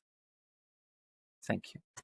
So thanks a lot, Carlos, for your presentation. I want to go back to the Clear PV project to see if Sihan 1 has managed to sort the technical difficulties. Yeah, thank you. So we can hear you. That is great. Okay. Can you see my slides? Yes, so you're ready to go. Okay. Hello, everyone. My name is Shihan Huang, and I represent our team from National Taiwan University and Minzhi University of Technology from Taiwan. And our team leaders are Professor Weifang Su and Professor Yuxin Huang. And we have the Mero project several years ago, which entitled in the Clear PV Transparent Perovskite Solar Cell. And I briefly introduce what we did and also the recent results. And we focus on how to transfer the perovskite PV from the lab to fab, and including the material part and also the large-scale processing developed, such as the slot die coating. And in our main application is the perovskite silicon tandem cells. So to fabricate the tandem cells, that perovskite serve as the top cell on the silicon cells. So the first part is the metal electrode. We have to replace by the transparent conductive oxide, and to make the device become semi-transparent. And this transparent conductive oxide is deposited by the sputtering. So we have to develop the low temperature solution processable metal oxide nanoparticle to protect the follow and underlying layer during the sputtering. So first, for this metal oxide should be considered two parts. The first is the energy alignment between the device and the electrode. And also the second part is the solution dispersity. So here, after we synthesize the tin oxide nanoparticle, we find one of the chemical compound which called TBOH can serve as a very nice wall function tunable ligands. So we capping on the tin oxide and also can maintain the solution dispersity. After we apply this layer, the efficiency can be improved from the 50% to 80%. And also we test this ligand strategy. It's working fine with the other type of the metal oxide, which can be proved that important for the energy alignment of the device. Then we sputtering the TCO on top of the tin oxide. And compared to the PCBN only device, that the red one is we put on the tin oxide to protect the device. That efficiency can be achieved over 60.5%. And also the lifetime for the semi-transparent device can be maintained over 1,700 hours, which indicate how stable of the semi-transparent device be. Then to make the 4-terminal tandem cells, that the silicon is filtered by the semi-transparent perovskite solar cell. And the overall of the 4-terminal tandem cells, the efficiency can be increased to 26% from the 23% of that silicon only. And for after the project we did we try to increase the efficiency of the tandem cells. So we need to change the absorption spectrum of the perovskite material to increase the light that pass through to the silicon. So here we change the composition of the perovskite and dealing some microstrands inside the perovskite phase. And after all, we can get a very stable perovskite crystal with the high bandgap one. And the efficiency of this wide bandgap perovskite can be achieved close to the 22%. And after we apply on the 4-terminal tandem cells, that the efficiency can be increased close to the 30%. And compared to the silicon only, the 23% can be increased to the 30, which shows the about 33 PCN gain for this tandem solar cells. And this is my thank you for listening. Yeah, this is our resource for this project. Okay. Thank you very much, and thank you all for your presentations. We have seen a fantastic range of innovative projects here. And now we are going to move to our roundtable session. The goal of this session is to have an open exchange of some of the key challenges and opportunities we face in bringing these technologies to market, and to maybe jointly outline some recommendations that we can take forward. I would like to invite Francesco Basile to... Yes, thank you, Irene. Thank you for moderating this very intense part of project. Well, I would start an interaction session with the project with some questions related to several things. For instance, we can start from looking at the technological challenges and maturity of this activity. Maybe we can understand from the project what are the biggest technical and engineering challenge your project is facing in scaling up your material, or that will be facing in scale up your material or devices. This could be the first questions, and maybe the second one would be more related to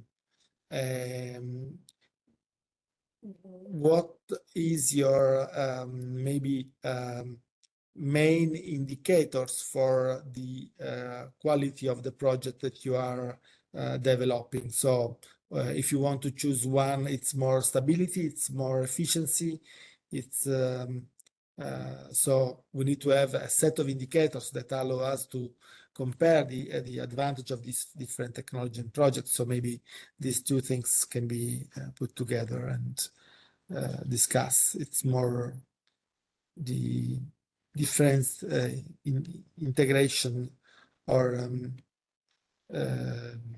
application systems and so on. So who wants to take the first questions? And so do you see any challenge in the developing the further scale of your materials? And that's my first questions. Hi, Francesca. Can I say something on what you said? So, like, you first thing that you mentioned is about scalability. So just to give an example, in our project, we can already scale up. But when you talk about low TRL projects where things are very exploratory, the KPIs are not precisely defined in the sense, of course, they are defined. But as you go more TRL, the numbers are very precise. It funnels down to efficiency, stability, cost analysis you can do. But when you are dealing with low TRL projects, I think there are many KPIs and you have to kind of see how many you can take. And then when you move forward, then you funnel it down. Maybe let's say efficiency becomes one, stability is of course, scalability, the cost, LCOE. This is what I wanted to add. Okay. I think Nicola also wanted to say something. You select, I think you select also materials, no, among the one you test. What's your way of selecting it? What you're looking for? It's very application specific. So there were many pitches on the PV projects and photoelectrochemistry. I think there were just two. The basic entity is same. You need a PV grade material in both of them. But in one case, you want to flow electrons around. In the other case, you want to make it work for a chemical reaction. You want to use something stable. It's not expensive, and later on will not face issues like critical raw materials or containing very toxic elements. Of course, now here you are going to dip everything inside. Perovskites are excellent, but when you dip it inside electrolyte, given the stability, everything can be exaggerated. So the criterias are something like what we can learn from PV. Can we screen materials that are best and put it in an aqueous environment and do something useful? Maybe dipping it inside, or maybe even externally powering it like in PV electrolysis approach. Okay, any other comment on this? Maybe more. Oh, yeah, there was another. Okay. Oh, shall I Please, speak? Francesca, the floor is yours. Okay, thanks. So I think the problem is that now photovoltaics technology are very pervasive. So like the KPI depend on what you want to do with these devices. For example, if you speak about stability, how long shall this device last? Depends on where you want to put it. So like if I want, for example, an installation outdoor, then it has to last 20 years. Maybe depends on which type of installation. If it's something that you can remove, then it can last less. So like in a way, I think that the more the technology evolves, the more KPI we get, the different they are. Because for example, for indoor, you don't speak about efficiency because you need power. So you probably will have to have a KPI, which is the power density that you need to deliver to your electronics. So you don't care about efficiency. Also because like if you compare the new technology, you see 45% efficiency, then you start to jump and you say, wow, fantastic number. But then it's like a microwatt. So like, you know, this is a parameter that is really evolving a lot. And also like when you think of the more advanced concept, the electrolysis and everything, like I think that as a community, we have got really an important task that is a bit to move from the NRL table of stability that is only like to show how big your muscles are like in terms of efficiency, and then to decline your let's say your technology depending on the final application, because in some cases, for example, the sustainability is fundamental. So would you like to wear something lead based on your body? So we will get there. We will get there. Yeah, exactly. So that's the point. Like you cannot think that there is only one parameter. So maybe in some cases, if you correctly encapsulate the device, then you can accept to have LED and it's fantastic and you get super high efficiency device, tandem system, and that's fantastic. If you want to send to space, fantastic. Nobody's going to care if there is a LED there. But so like depending on the application, I think that the matrix of impactful KPI is going to change. And that's the first comment, probably to the second question. Going to the first question, like materials, of course, like we need material that have to be, let's say, available and easy to get, so that the critical raw material is an important aspect to assess, but also to recycle the devices. Like there is a lot of research on how to, for example, restart from your substrate and to recycle the system so that, for example, you do not waste the indium. So there are many aspects that are still open. And I think also to compare, I mean, the different projects are all different TRL, for example. And so depending also to the, depending on the TRL you want to reach, then some questions need to be answered at this level. And then like the industrialization, of course, we all claim that we will industrialize, but it will depend on a lot of different factors that start also from the production of the materials. So how much you can really produce this material in a massive way, like there are papers, for example, explaining how to go to terawatt fabrication of these new devices. So like, I think it's not a trivial answer, I will say, very complex, but it's important that each of you answer from their perspective. So not from a general perspective, because otherwise... I mean, from the perspective of my project, for example, speaking about Spot-it, we are not using, for example, LED. So it's a LED-free devices. So in this way, like it's more suitable for these wearable things. And the scaling up of the process, I mean, we do base our device on printing. So in principle, it shall be scaled. But of course, we tackle a lot of issues because these perovskite-inspired material so far are processed at high temperature. So our challenge now is to reduce the processing temperature to go flexible. So just to summarize very short. Thank you, Francesca. I also sent a message in the chat for you, and you didn't answer. Nikolai, I think you can raise the hand if you want to take the floor. And I just wanted to compliment something on that. I think from my perspective of view is that very often when we are targeting the scalability, we are very often thinking about like something very big, but we can take steps between, for instance, all these specialty PV markets like BIPV, PIPV.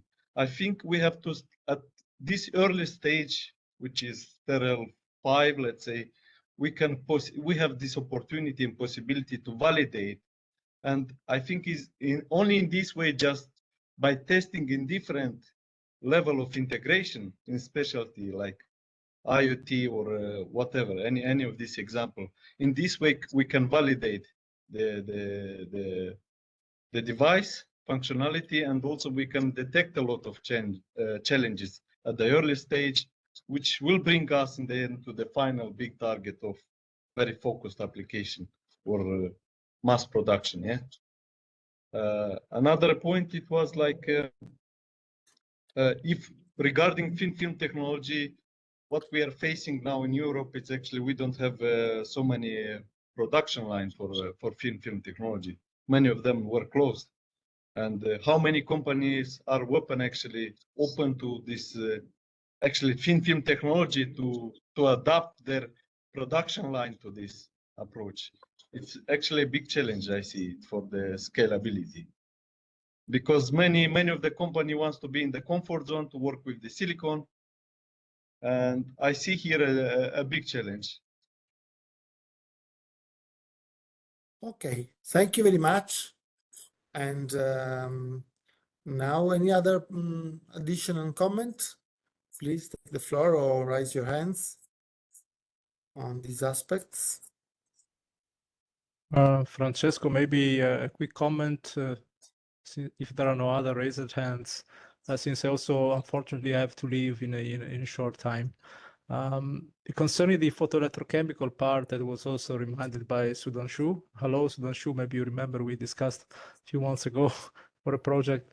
I think at the moment, from the materials point of view, is both efficiency and stability are the main bottlenecks, in the sense that some materials make a very good use of the photons they receive, but are not so stable in the aqueous environment, and others, the opposite, are very, very stable, like hematite, for example, but they have a quite low photovoltage, and they do not use part of the photons on them.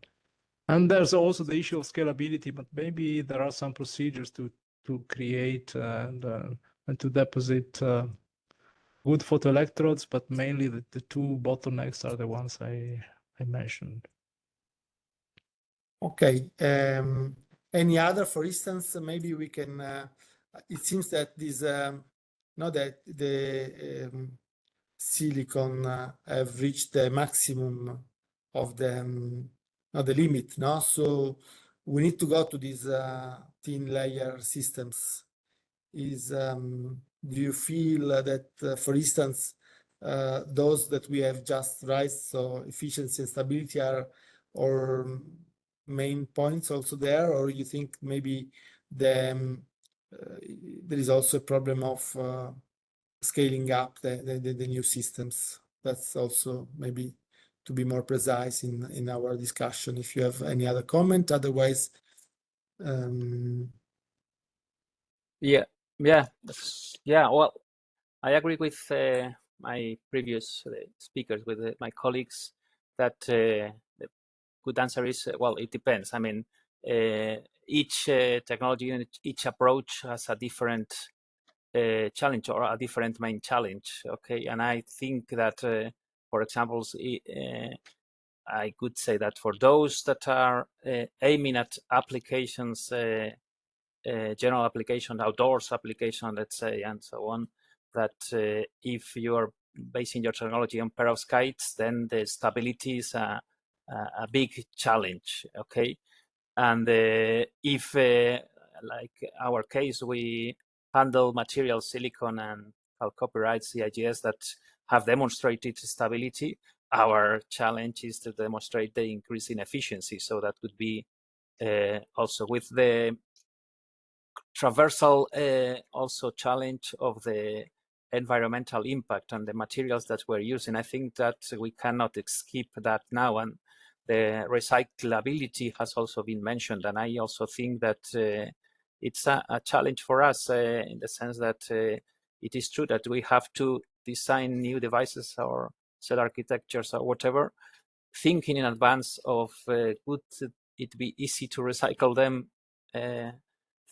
well, in 30 years time, or so there are many things we have to take into account, even if our focus is on one of them, because we cannot handle all of them at the same time, but we cannot forget that. Okay, and also with the scalability, if you are using basing your technology on silicon technology, on CIGS that have demonstrated the scalability, then that is not precisely the main focus at this moment, but it is, of course, important not to lose track on that, I would say. Okay, maybe this point of the environmental. Oh, yes, please, David. So maybe I was raising the hand. So maybe I can add an. Oh, there is first David. First, sorry, you have already. David, you want to say something about this point? Yeah, thank you. Sorry, Francesca. I wanted just to build up on what Carlos just mentioned. So I think scalability is obviously an important, let's say, an important issue which might determine the viability of the projects with a wide scope.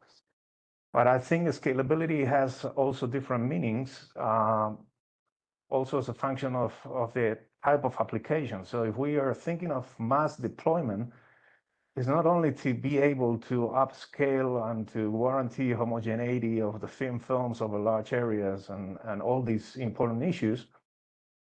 The real bottleneck is any attempt to commercialize large PV products will require, for instance, starting with a production line of already a couple of gigawatts, at least, in order to be able to compete with silicon-based technology. So silicon is the workhorse.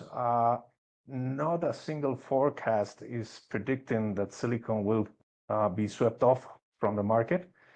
So the possibility of combining a well-established technology like silicon-based PV with other emerging technologies is certainly very attractive. And then you can discuss about the stability issues of the accompanying sub-cell devices which might build up the tandems. That's certainly one important thing, but we don't have to, let's say, lose the track that if we really want to change the world and we believe in photovoltaics making the real energy transition, we have to keep in mind eventually a massive transition to these technologies. And this transition is very hard. Many of the thin film technologies were there already. They have been swept off the market later on.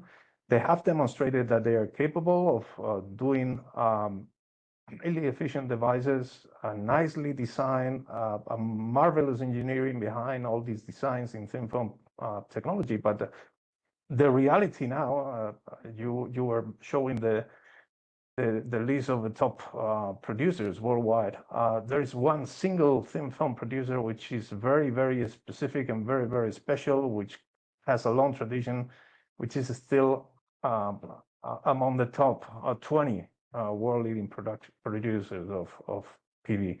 So the road ahead for thin films is not easy. It's not that much about demonstrating efficiency. It's not that much about demonstrating even stability, because telluride is stable. CIGS probably is stable. There are some question marks on perovskites. It's probably much more complex and much more difficult, which is to really upscale, but not to some kilowatt or megawatt production line per year, but to make the real jump up to the several gigawatt scale. I think that's the real point in order to commercialize alternative PV technologies. Sure. Thank you, David. Maybe Francesca and Nicola, very briefly, because it's a second round for you both. I just wanted to comment on the sustainability aspect. Okay, sustainability, because, then it's a second. That was your next question. Let me introduce it in a much more clear way. Important is to know what kind of sustainability KPI, if you use someone, or important key, even if it's not a KPI, a quantitative ones, but what's the most important features of sustainability that you are using to evaluate your materials and your project goals. Francesca. Okay, so just briefly, so we got a project where the definition of the material is based on design of experiment. So like we do not just test continuously all the materials, but we decide which one are worth to be tested. So in a way it's sustainable so that we do not make many experiments, but also we couple with LCA. So like the idea in our project is to base the development of the technology on a LCA study, not at the end to assess the life cycle assessment of the device once you did it, which is not so meaningful because you already did it, but to try to choose your material on the basis of this. And then, of course, with the LCA, then you have all the environmental impact, I don't know, the eutrophication, like all the parameters that you can characterize, and then evaluate the material that you use on the basis of these numbers, so that you drive the definition of the technology through this study, which of course are approximative, because like you are a lab level, so some numbers you can't really evaluate, but still can guide you through the definition of the process and the material you want to choose. So in a way, that's the approach we are trying to use in our project. And I think it's a way we shall change our mind as a scientist, because in my opinion, you cannot study anymore something which is not sustainable. So you really have to focus on things that can then be produced with an environmental impact which is not so big, let's say. Not perfect, but let's say not so big. Okay, thank you, Francesca. Then Sudhanshu. Yeah. What Francesca said, I clearly resonate with that. I think LCAs are the integral component of the projects. It has to be, but it has a more broader scope in the sense we do, let's say, LCA for the material selection, but it should not be limited to selection. Let's say I'm just talking about photoelectrochemistry example. The reactions that you drive are also important. Let's say you are doing waste recycling where you can use the local pollutant, for example, like plastic, where we have a project where we are doing upcycling of plastic, which has a huge environmental benefit. So these aspects also come in. But the caveat I want to highlight here, which I have done on many occasions, that for materials, if we stick too much about sustainability, by all means we should. But if we go 10 years back when the perovskites were just taking off, and if we would be very strict about the sustainability criteria, maybe we would be off the boat. So if a material that contains a toxic element, I think at a very low TRL, we should give a chance, because the impact that technology can have may outweigh the toxicity concerns. Of course, that can be addressed. Like right now, you can encapsulate perovskites and the lead can be intact. So material-wise, I think we have to be a little flexible. And if we just exclude all the CRMs, then maybe someone else in the other corner of the world will do it. And there is a possibility that we will lag behind in developing something. Great, thank you, thank you. Any other comment on that? Please raise your hand. Yes, I have. Point. Yeah. I cannot see. Yes, Pedro, Okay. please. The floor is I yours. totally agree with the intervention of Sudhanshu. I think it's finally critical raw materials is a present picture. It was not the same 5 years ago. It was not the same 10 years ago. And it strongly depends on the current industry. Why indium is scarce? It's because it's being used for something. And this picture can change in the future. So I think it's much more interesting to researching a lot of possibilities for the PV, to test different materials, of course, with some initial constraint, like if something that is completely toxic, that maybe it's not so interesting. But you can explore all the different possible combinations. Maybe in the future it will be useful, or it will be useful for some specific application, or because it has a very specific process that involves very low temperature, and this can be adapted to some direct application into some element. So maybe I can add on, is this maybe opportunity to vary the composition is still a kind of way of dealing with critical materials, for instance, so to have a different perspective, a different approach, or even a differentiation, a segmentation of the market related to the materials, or we need to go to seems to me what you say, Pedro. No, it's working on multi-material approach to avoid focusing on specific system, and this maybe reduce the pressure on some materials. Is that the point? For me, that's the point. If you can do a PV model with everything, then it will never be a problem to make some kind of solar cell. That's the point.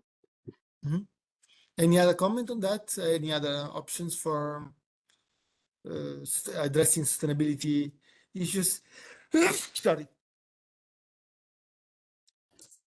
I think we missed to mention AI here, the importance that it is picking up. How can we augment AIs in our material synthesis and also analysis that can save a lot of carbon footprint and also make wise decisions on time? That's the future we are heading forward. And what about, do you feel that this multi-layer has some issue related to recycling and circularity? Because it's much more complex, the matrix, rather than classical cell. So still going on the recyclability of the system.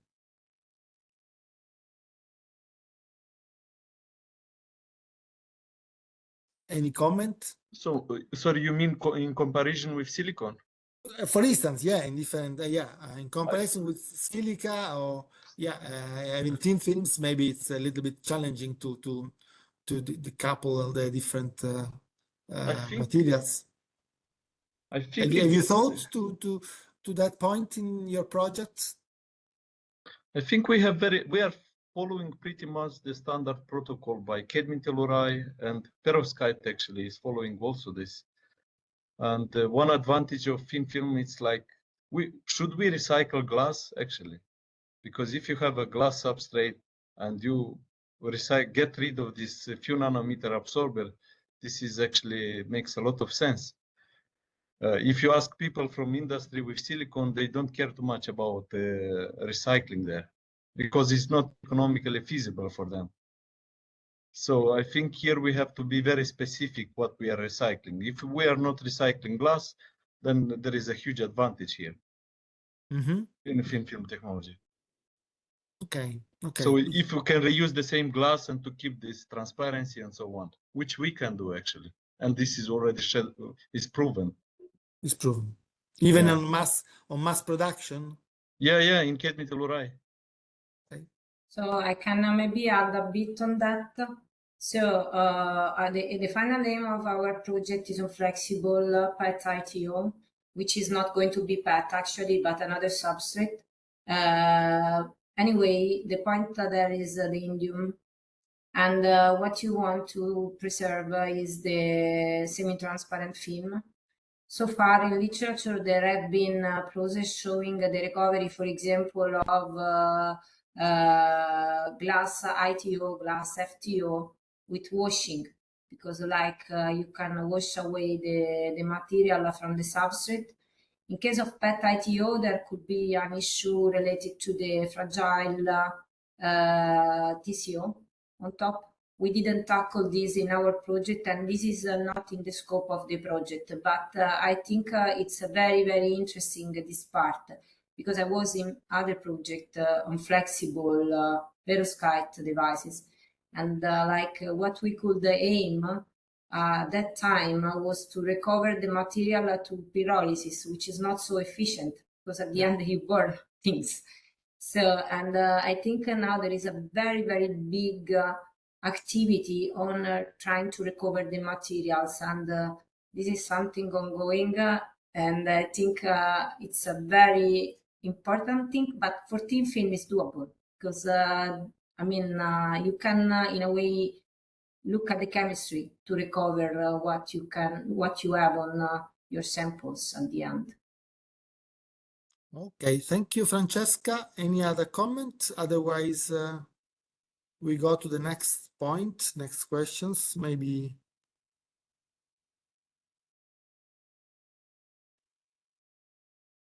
Give you a second to think of it.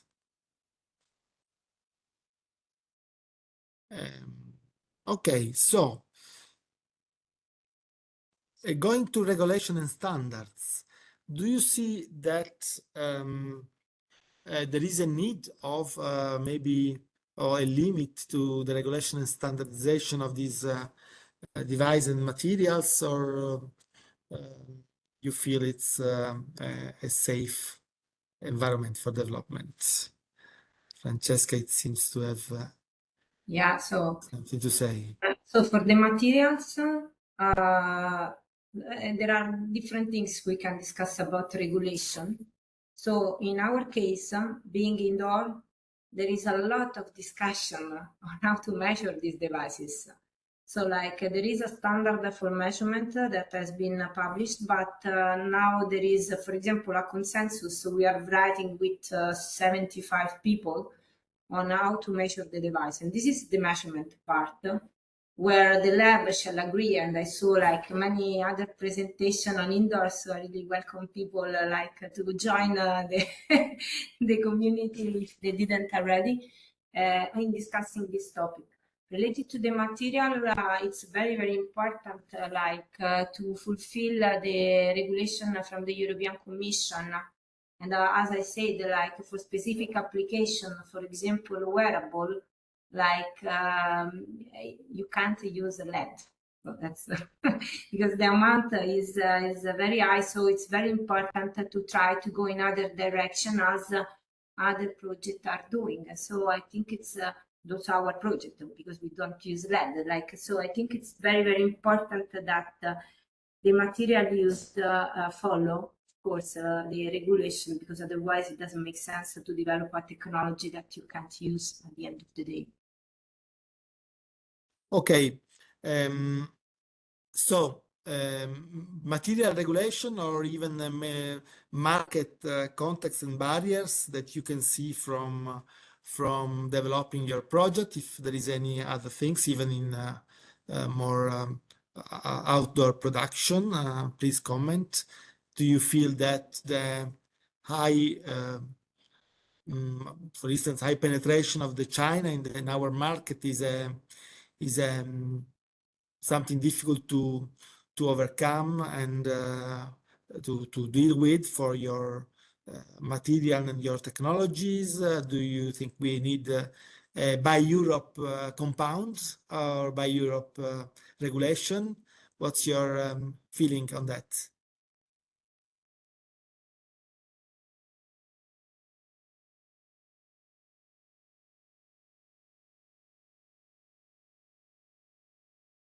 David. Yes, in this respect, I think there is some room for including what we have already mentioned before about the recyclability of the product. So I think there is a good opportunity in order to promote a European market if this market is accompanied with a quality seal, let's say, of a kind of certification which warranties that there is a procedure for recycling the modules at the end of the life, of the useful life, and to make a clear difference with other alternatives from elsewhere. I think this can be the point of difference when trying to compete with other markets, particularly in terms of cost. I mean, it's to bring the words not only in terms of cost per watt peak in the production, but also to include the recycling in the discussion and to offer pathways for the consumers in order to clearly make a difference. And I think Europe has a good opportunity in this respect. Okay, and this is an important point for me. Any other comment on that part, on market penetration and market regulation or deregulation or preferences?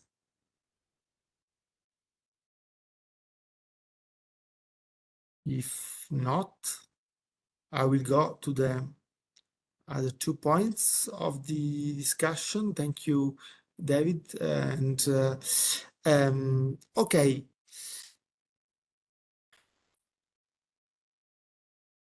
Do you think your project, looking at the funding schemes and opportunity of development of your solution, do you think your project is what kind of support you need?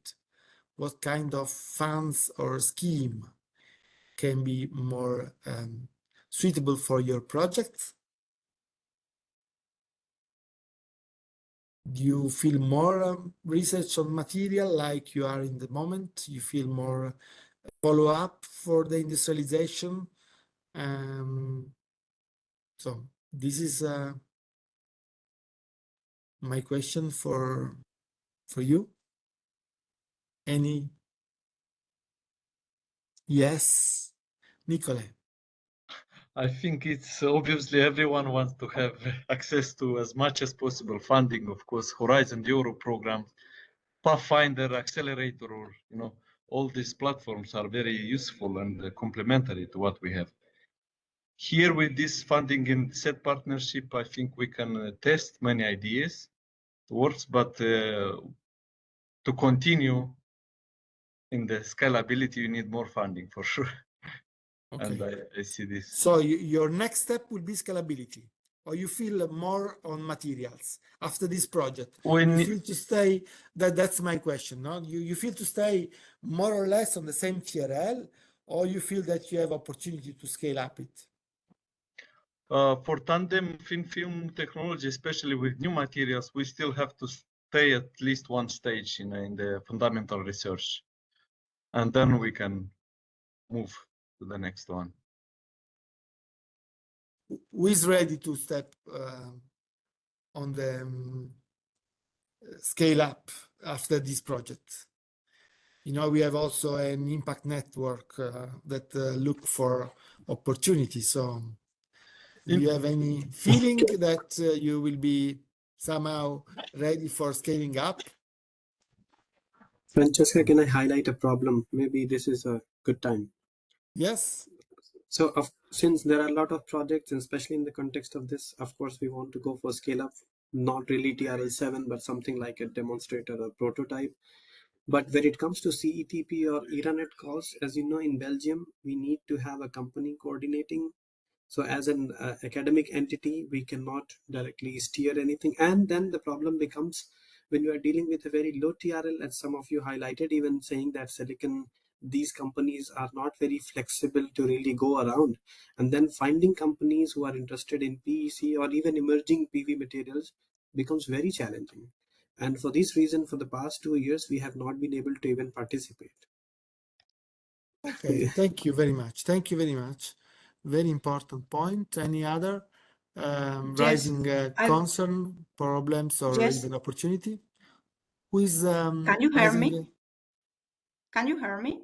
Yeah, can you raise your hand? And because so it appears. Yeah, I have raised my hand. Raquel, yes, sure. Okay. Sorry, I couldn't attend the meeting earlier because I have a doctor appointment. But about the question, I think in our case that we are from the Sunlight project, we are more, as Nikolai said, in the material research. So I don't know when we finish the project if it's possible to scale up. I don't think maybe we need some time more. But the main problem that I find in the European calls is that sometimes for PV they ask for a high TRL, and we are still investigating fundamental properties of material. It's difficult to apply for another call in Europe that they ask already for TRL of 6, because we are not going to be in 6 in the next year. We are in 4. So this is difficulty that we find with the Europe calls normally, because we are developing materials that they are not still very exploded. Very good, Raquel. Thank you. And any other comments? So otherwise, I will go to the final questions. Yeah, just one thing. At the end, all that is related to the fact that there is no, let's say, thin film PV industry, in Europe, and it's very nice because at the laboratory scale we can do many things. But then when we want to transfer it to the industry, this was more or less raised by Nikolai. And when we want to transfer these improvements to the industry, we cannot do that simply because there is no thin film PV industry. So that's one of the main issues.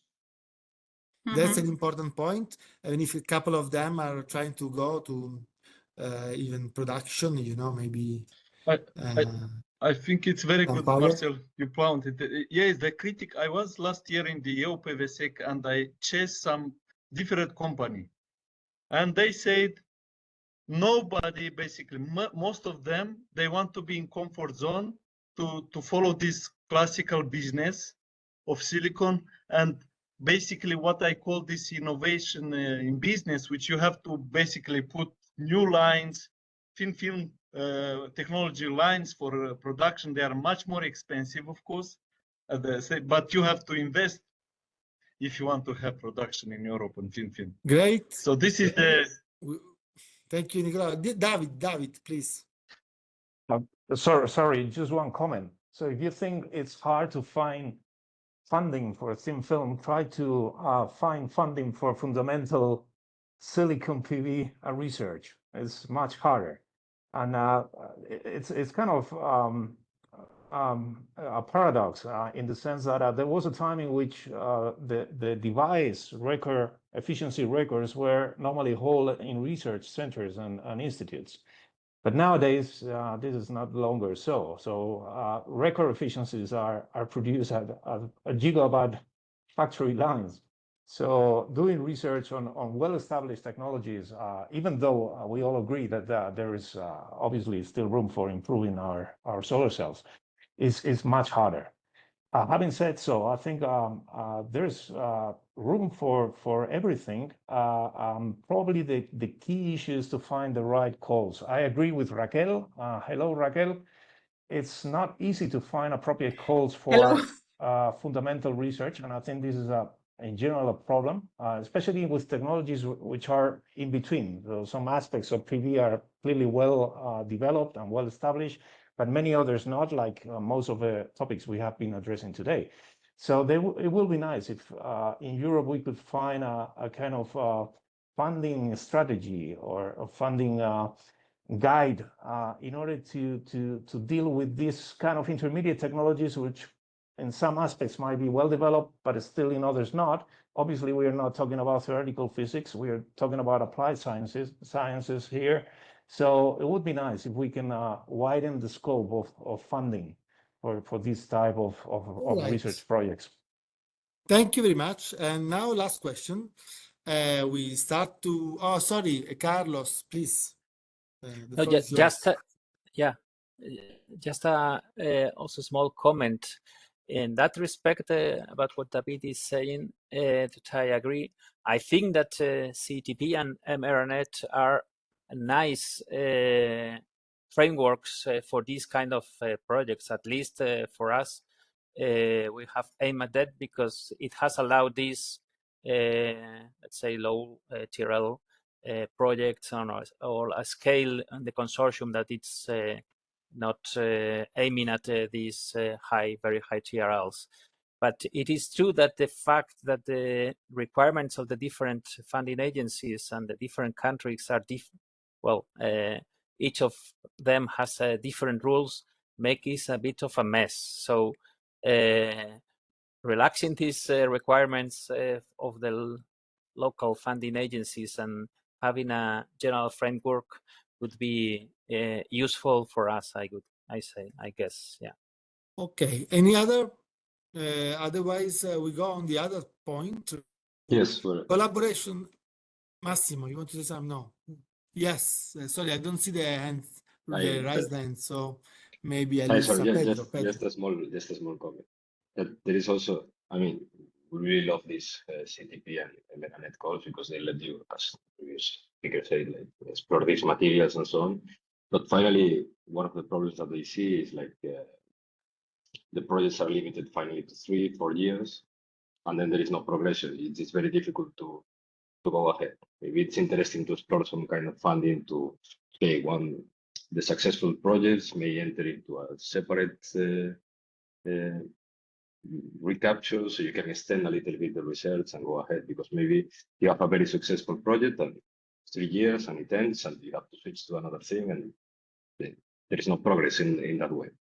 Okay, this point of collaboration with EIC, we have a little bit explored in the last CETP General Assembly just 3 days ago. So we are working on a little bit. And okay, last point related to cooperation within CETP and mRNet.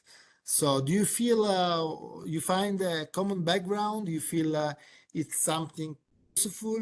You find synergies, and it is interesting to work on maybe cross-cutting or at least common features to develop among the different projects, or you prefer to stay in your project and don't be bored by the other? Honestly, like I think it's super useful. Like I am already writing emails now to the poor guys that will receive emails to me. I think it's very nice to see like what other people are doing and to put in your agenda this, you know, like that you have got an occasion where you see other project in the framework of the program, and then you see other ideas, and I think that's very useful and can help also to write the next proposals, like because as were commented before, like it's 3 years is not sufficient. So you need many years at the end to get something that works, many. So you need to get more funding. So that's a very good good way to do it. So Thank you, Francesca. And any other comment on that?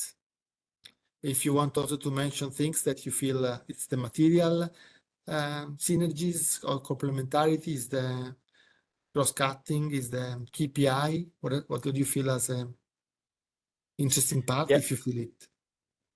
No, yeah, I would like to say that I think these kind of events or workshop are interesting, at least for me, to have this general idea, but it cannot substitute, I mean, the interaction that we have, for example, in conferences or so on, where we can go really into the technical details, and that sometimes it's interesting. It is true that when you go to a conference, your antenna is on the topic that you have yours. Maybe sometimes it's just not a wide interest, or you are just focused on what is very specific of what is your area of expertise. But and here you may I don't know, just hear of something that is not so close, but at the end you can say, well, maybe we can connect with this and so on.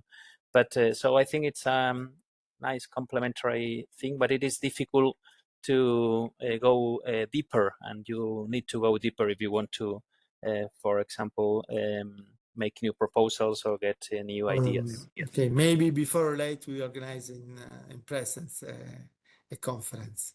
I don't know if Irene likes this idea, but just well, mention. there I just want to say that you have to be aware that there is a lot of conferences. So I know. yeah, so that we is know. for not only from the point of view of funding or of the money, but the expenses, but also from the point of view of the time slots that we have. Sometimes there are so many conferences that you cannot, you have to choose, and it's not so easy. Yeah, I know it. But Okay, Francesco, I like the idea, Francesco. I think physical workshops are more fruitful. Yeah. Any comment on that? Any other comment on the synergies and complementarity and collaboration among projects and among programs? If there is any other addition, otherwise, I think we can close the meeting, Irene. Yes, I think we can close the meeting. I want to say some words. I want to thank you all for your active and engaged participation in today's workshop. I think we have a rich and very inspiring exchange of ideas and technical insights and forward-looking strategies. I would like to reflect briefly on some of the key messages and what that outline the next step for our work, and also to summarize what you have shown us here. Several projects present today are pushing the frontier of perovskite photovoltaic technologies, including spotted, circular PV, clear PV, and greenhouse PV.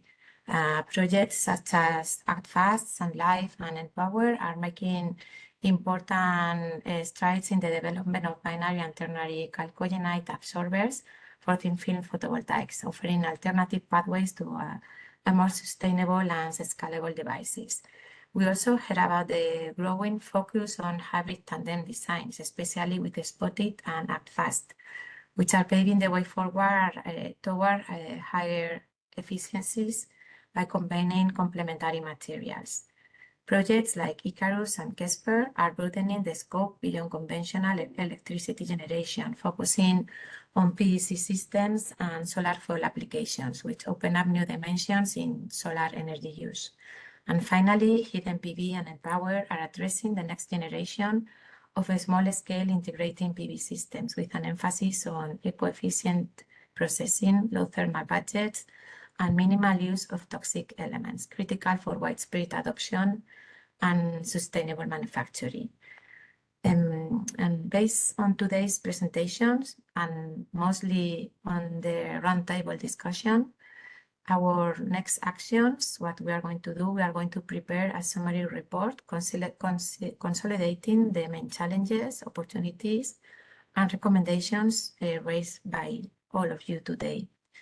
We will share this report with all of the participants, and we will circulate it among the key stakeholders, such as our national agencies, maybe the set plan working groups or the SIG partnership and EMERA and stakeholders.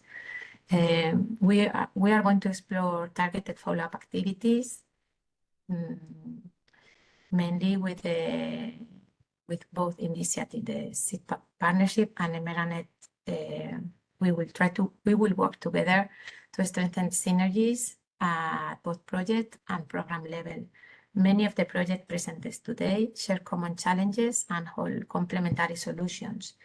I think that by formalizing our collaboration through joint initiatives, clustering activities as this activity of today, or maybe by aligning our funding calls, we can significantly enhance both the impact and efficiency.